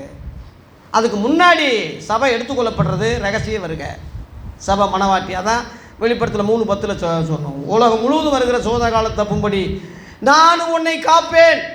அந்த காக்கிறதுக்கு அர்த்தம் தான் ரகசிய வருக அல்லது எடுத்துக்கொள்ளப்படுதல். ஆகவே இன்னைக்கு இருக்கிற இந்த காலம் என்ன காலம்? முடிவு காலம், சோதனை காலம், கொடிய காலம். இந்த காலத்தில் அந்தி கிறிஸ்துவுக்கு தப்புவிக்க, 666க்கு தப்புவிக்க, கொடிய காலத்துக்கு தப்பிக்க, கொடிய மனுஷனத்துக்கு தப்புவிக்க பரிசுத்த ஆவியானவர் பெந்தேகோஸ்து நாளில் இறங்கினவர் இன்றைக்கும் கரண்டில் இருக்கார். மீட்கப்படும் நாளுக்காக நம்மை எடுத்து பரிசுத்த ஆவியானவர் நம்மளை உருவாக்கி மேகங்களுடனே வருகிற அந்த இயேசுவோடு நம்மளை இணைப்பார். அதுதான் ஆட்டுக்குட்டியானுடைய கல்யாணம்னு சொல்கிறது. அந்த கல்யாணம் முடித்த பிறகு அந்த மணவாட்டியோடு திரும்ப பூமிக்கு வர்றாரு. அதுக்கு பேர் 2ஆம் வருகை. ஆகவே இன்றைக்கி முடிவு காலத்தில் இருக்கிறோம், கடைசி காலத்தில் இருக்கிறோம், சோதனை காலத்தில் இருக்கிறோம். இந்த 3 காலங்களை புரிஞ்சுக்கிங்க. பழைய ஏற்பாட்டு காலம் பூர்வ காலம், அறியாமையுள்ள காலம். புதிய ஏற்பாட்டு காலம் கடைசி காலம். இன்றைக்கு உள்ள காலம் முடிவு காலம். ஆகவே நம்ம எல்லா காலங்களையும் கடந்து முடிவு காலத்தில் வந்திருக்கிறோம். அந்தி கிறிஸ்துவுக்கு தப்புவிக்க, 666க்கு தப்புவிக்க, சோதனை காலத்துக்கு தப்புவிக்க, கொடிய காலத்துக்கு தப்புவிக்க, கொடிய மனிதர்களுக்கு உபதேசங்களுக்கு தப்புவிக்க இயேசு நம்மை பாதுகாத்து எடுக்க போகிறார். சுத்தமுள்ள மணவாட்டி சபையாக, பரிசுத்தமுள்ள சபையாக, குற்றமில்லாதவங்களாக நிற்கிறேன்னு சொல்லுகிற நாம் உழுந்து போகாதபடி ஜாக்கிரதையாக காணப்பட கர்த்தர் தாமே நமக்கு கிருபை செய்வாராக. கர்த்தர் நம்மை ஆசீர்வதிப்பாராக, பாதுகாப்பாராக. நன்றி, வணக்கம்.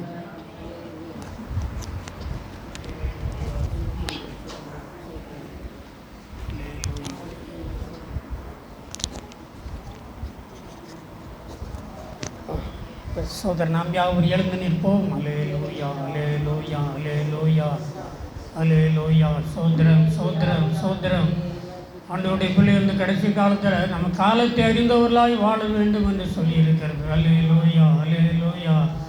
பிறந்தே இருக்கிறதுக்கு முன்பதாக நாம் காலத்தை அறிந்தவர்களாய் ஞானமாய் நடக்க வேண்டும் என்று சொல்லியிருக்கிறது. ஆகவே இந்த நாளில் காலங்களின் சில மாற்றங்களை குறித்து நாம் கேள்விப்பட்டோம். அதனால் பூர்வ காலங்களில் தீர்க்கதரிசிகள் மூலமாக பிதாக்களுக்கு திருவுளம் பற்றின தேவன் இந்த கடைசி நாட்களில் கிறிஸ்து மூலமாய் நமக்கு நம்மோடு பேசி கொண்டிருக்கிறார். ஆகவே இந்த ஒரு காலம் ஒரு விதத்தில் ஒரு வஞ்சகமான காலமாக இருக்கிறது, கடைசி காலமாக இருக்கிறது.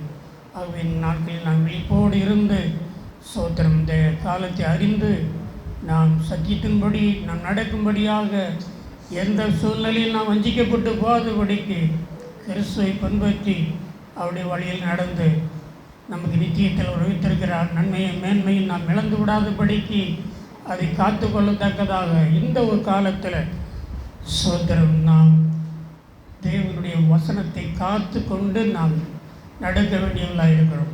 இது பொறுமையை குறித்து சொல்லப்பட்டதான வார்த்தையை நீ காத்து கொண்டபடியினால பூச்சக்கரனுக்கு வரப்போறதான சோதனை காலத்துக்கு உன்னை தப்பிவித்து காப்பேன் என்று சொல்லியிருக்கிறார்.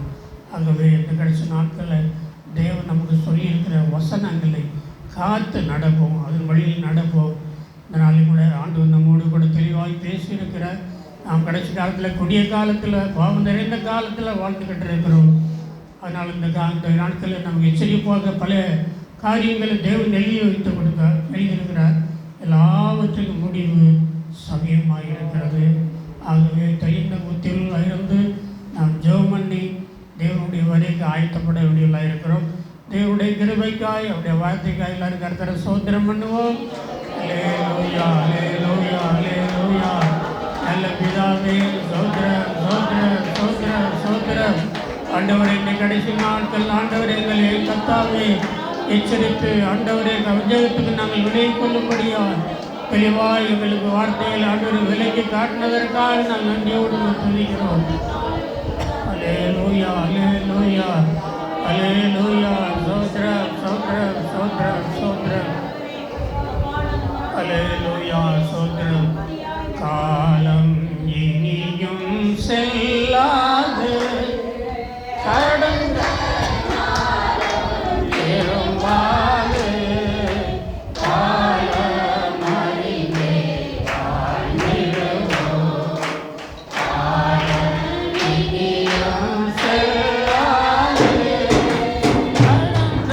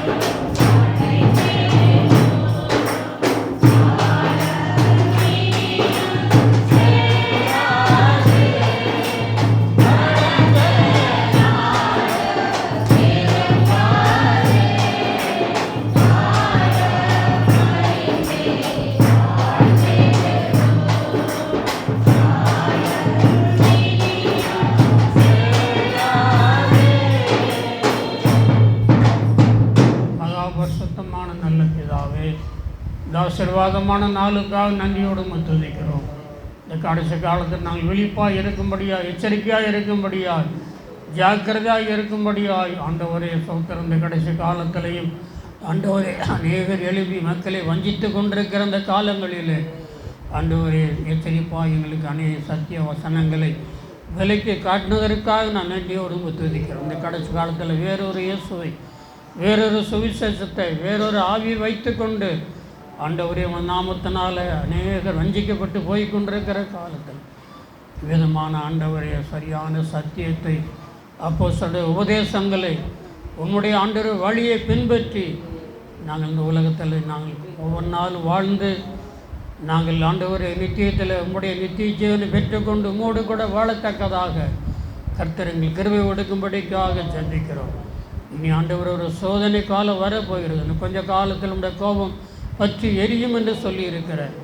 ஆண்டவரை அந்த காலத்துக்கு நாங்கள் ஆண்டவரை வெளியே காத்துக்கொள்ள அண்டிக் கொள்ளுகிறவர்களாக இருக்க உதவி செய்யும். சோத்திரம் சோத்திரம் ஒன்று மக்களுக்காக சோத்திரம். ஆண்டவரே அவருடைய நிலைமை எதுவாக இருந்தாலும் கர்த்தர் அவர்களுக்கு இரக்கம் பாராட்டும், கிருபை தாரும். நம்முடைய ஆண்டவர் சத்தியத்துக்கு வசனத்தான் எட்டும்படியாக கர்த்தர் பலப்படுத்தும்படியாக ஜெபிக்கிறோம்.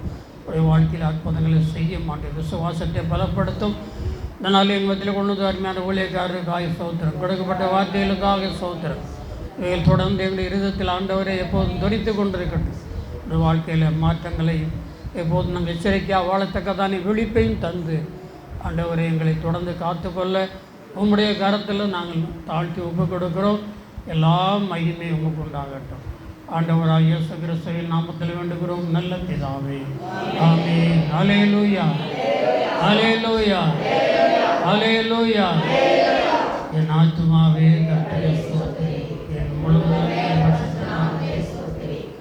ஆத்துமாவே கர்த்தரை ஸ்தோத்திரி, கர்த்தர் செய்த சகல உபகாரங்களையும் மறவாதே. ஆமென். நம்முடைய கர்த்தராகிய கிறிஸ்துவின் கிருபையும் நம்முடைய பிதாவாகிய தேவனுடைய அன்பும் பரிசுத்த ஆவியானுடைய ஐக்கியம் வழிநடத்தல் பாதுகாப்பும் நம் அனைவரோட சதா காலமும் கூட இருப்பதாக. ஆமென். அல்லேலூயா, அல்லேலூயா, அல்லேலூயா.